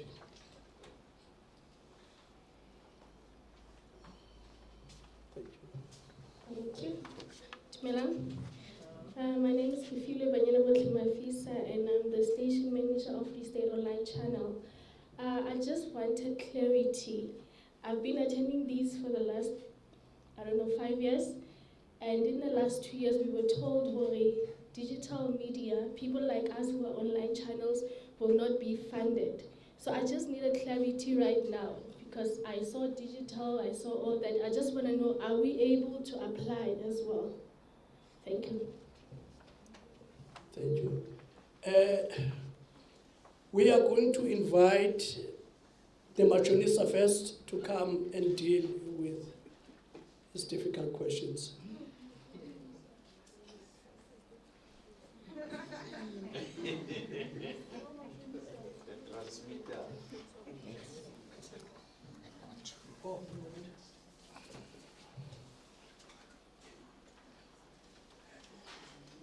Sesotho, ke literally.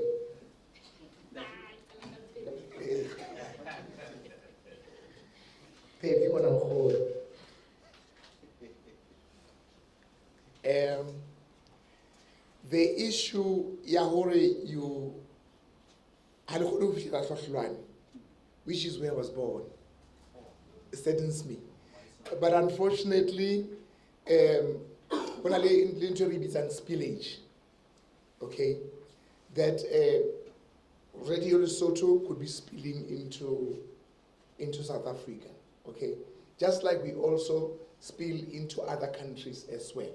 Like we spill into Mozambique,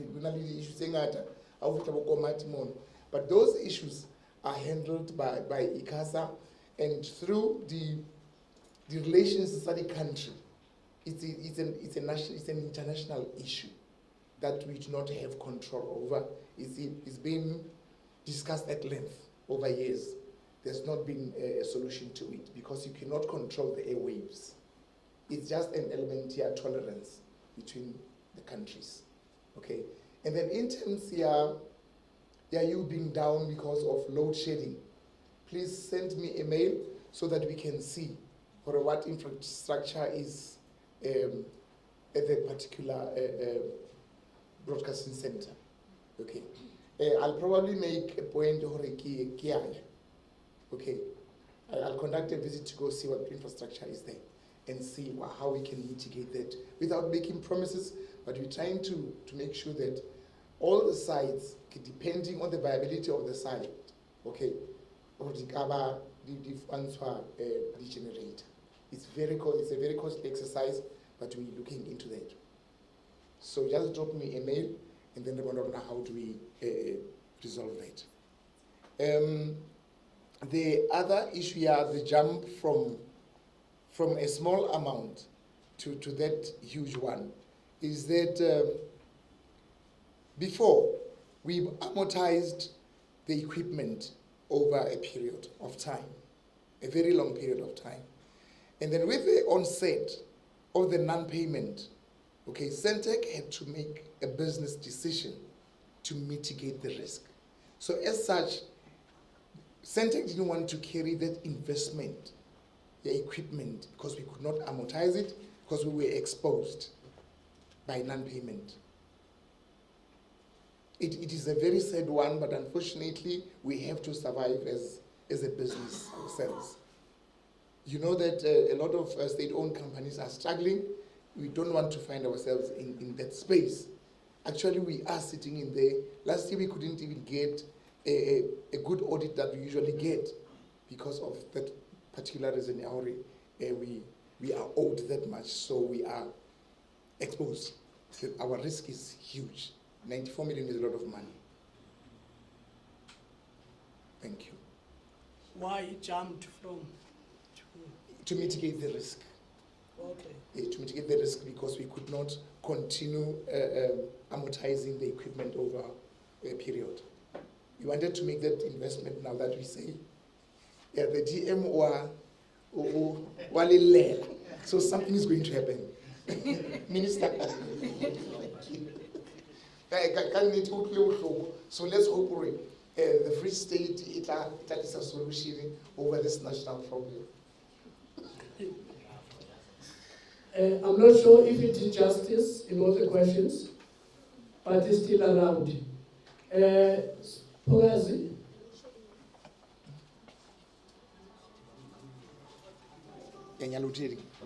Okay. Ikasa. No, Ikasa is here, don't worry. Thank you, brothers. Mdda from Free State Publishers.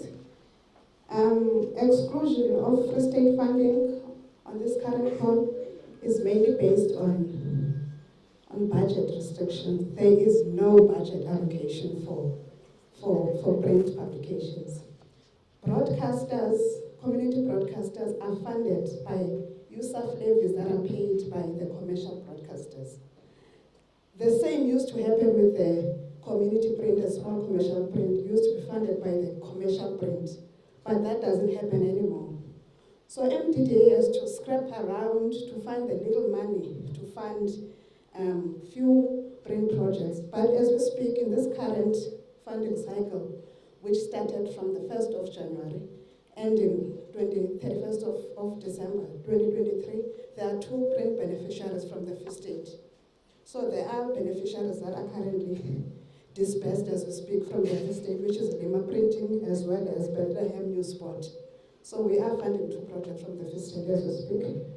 Sisbusi, on one Free State issue, a license, I feel for you. I had the same challenge with a similar applicant from Mpumalanga as well as the Eastern Cape. They are also expecting outcome from ICASA, and at the moment they are just shortlisted for the license, but it's not yet issued or approved. The compliance process from Mdda starts after the closing date, which is from the 18th of July. And the first thing we check is a valid broadcast license is one of those documents that we check.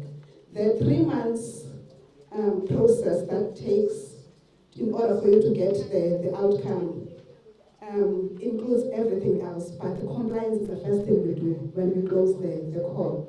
So when we look at your application and one document is missing, in your case it will be the valid broadcast license. Unfortunately, it will have to fall off. My advice, which is also I've given to other applicants that have approached me, is to follow up with ICASA and see if you're unable to get something before the closing date. Failure to do that, my advice would be to apply when the call opens again next year.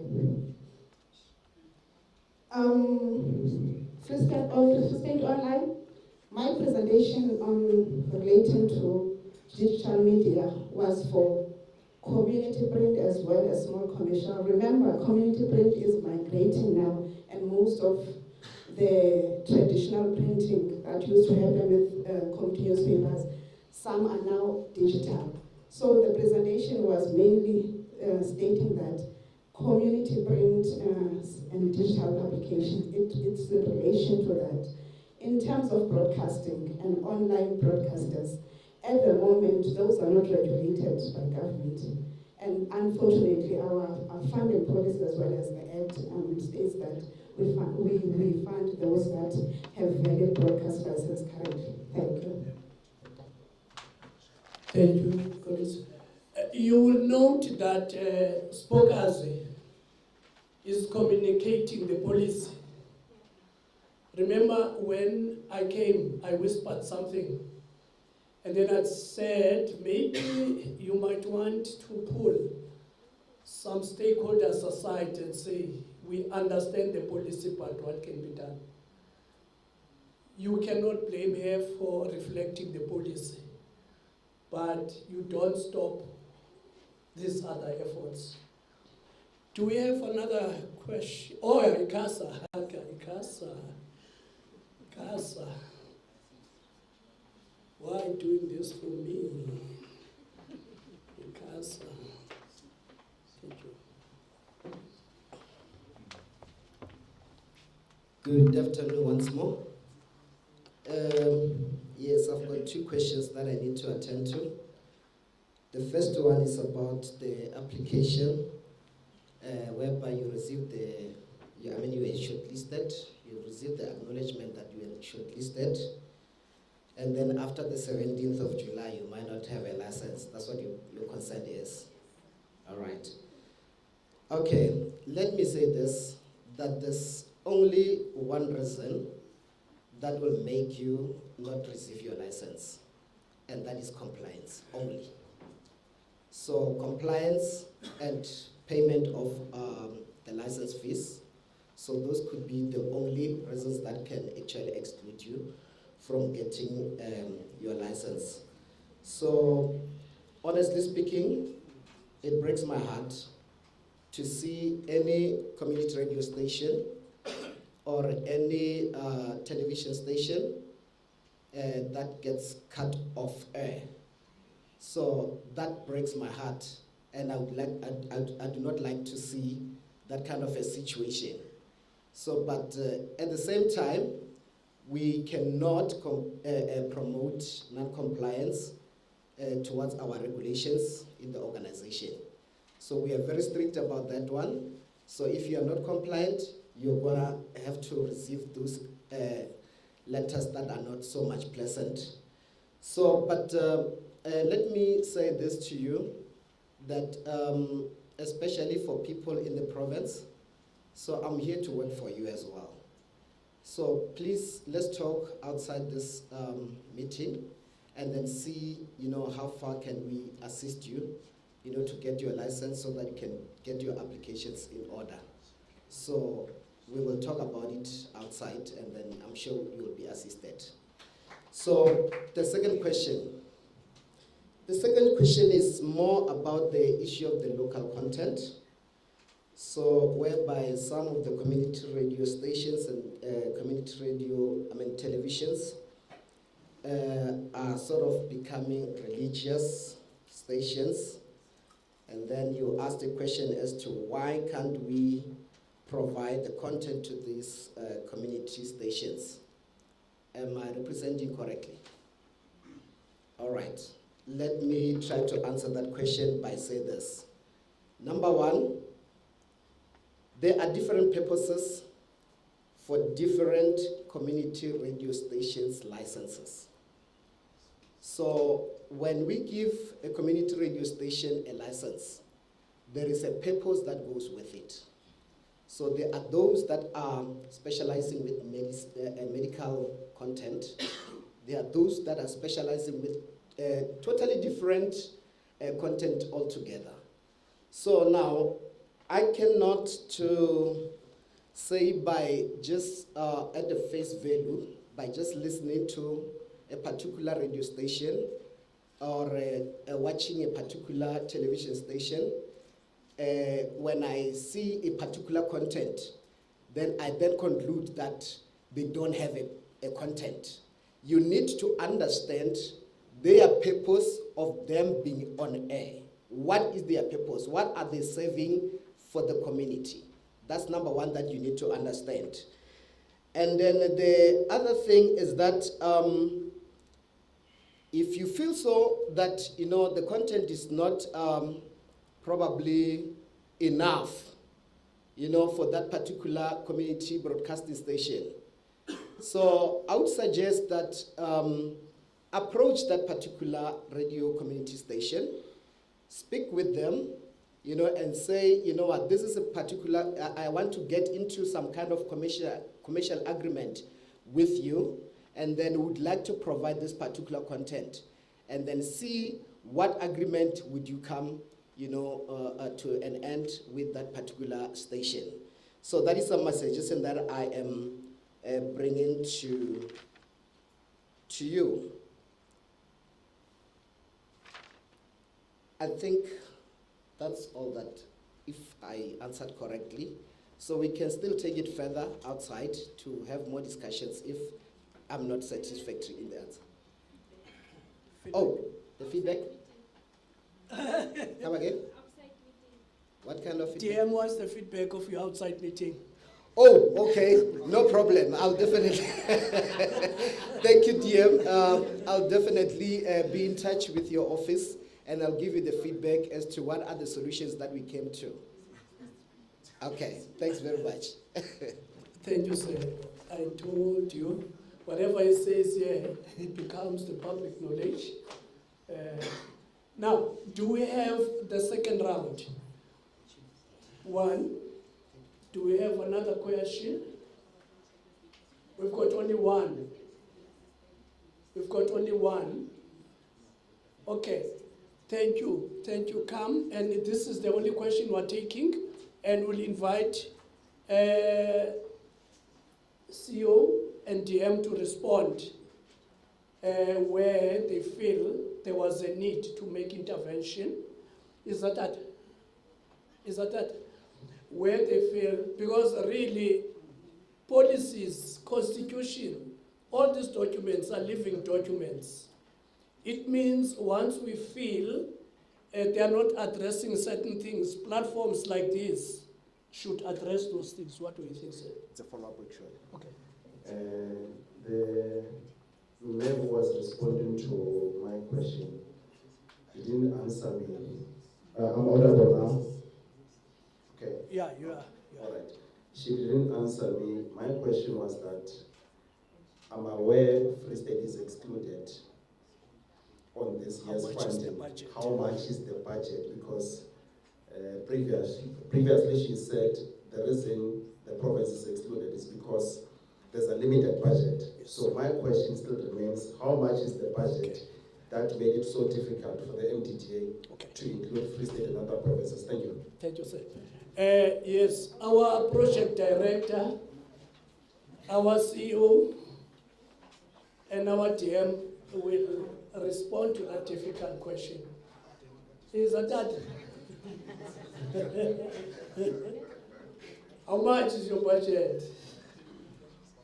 How much is your budget? Why do you invite people to apply if you know? When it's tough in the war, they call the generals. What are generals must hear, of course. Look, maybe let me just explain so that we don't miss each other. Because sometimes the English, can create a lot of confusion amongst us. So this is a rotational basis. It's not really exclusion. So meaning that we've taken 4 provinces here. And the reason why we've done that, we used to get 188 applications. And we did not really have time to respond to one of them, and one by one, and then we felt that let's rationalize. Let's not take all 9 provinces, let's rather choose certain provinces. So we chose only 4 this year. Next year it's the other 4. So it's rotational. When you're saying excluded, it means we've taken you out, you will never get funding again. No, Chief. Next year, possibly, the Free State will be, I don't know, we'll decide next year. There's some scientific way we look at and say this year, let's start with this 4. Next year, there will be another 4. So, and also when it's 4, it's nice, neat. I mean, I can tell you last week alone, by this time, when it's a week before we close, we normally have 50, 60 applications.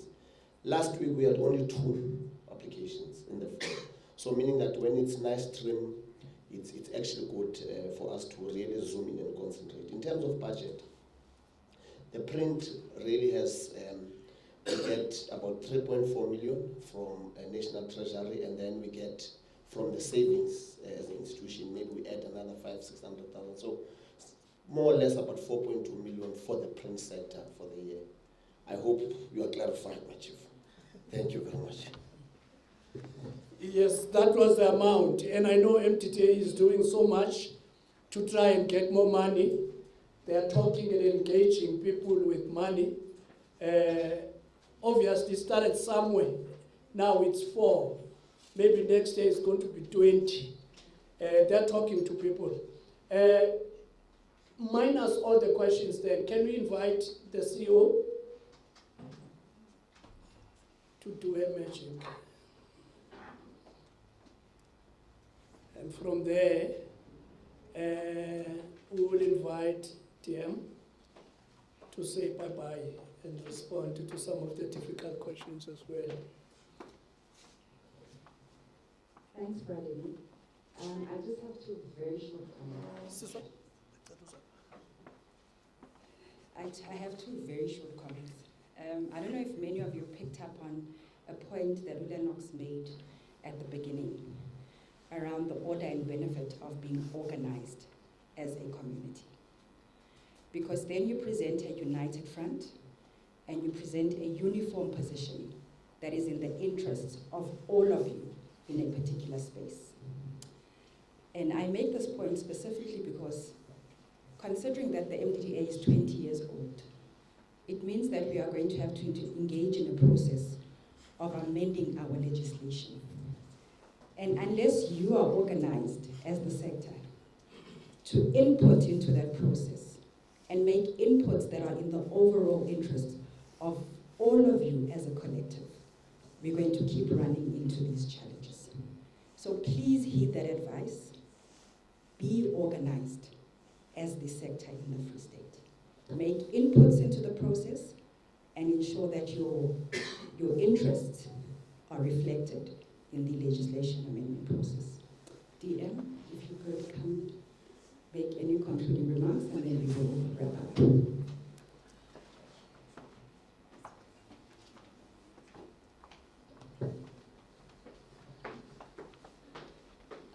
Thank you, Program Director. Short one, thank you very much for coming to this event.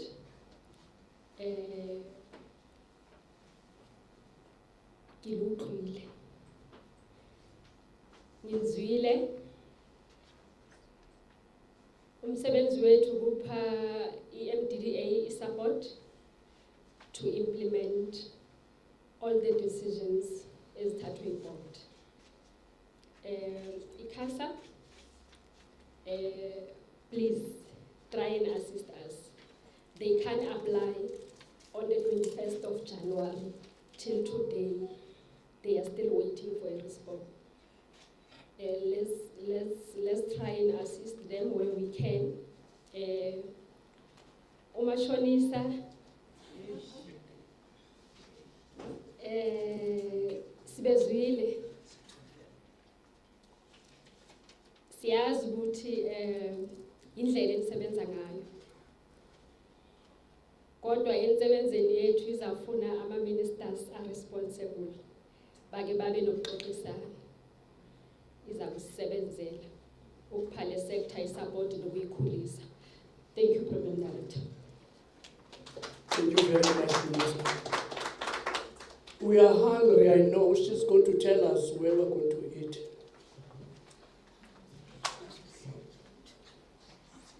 Afternoon, colleagues. The food is at the dining hall, so we get out of here where we got in, but then we just go right. Thank you. Thank you. Those who still want to engage, let's use the dining hall as a war room. Not literally. Let's engage. Thank you, colleagues. You were very good.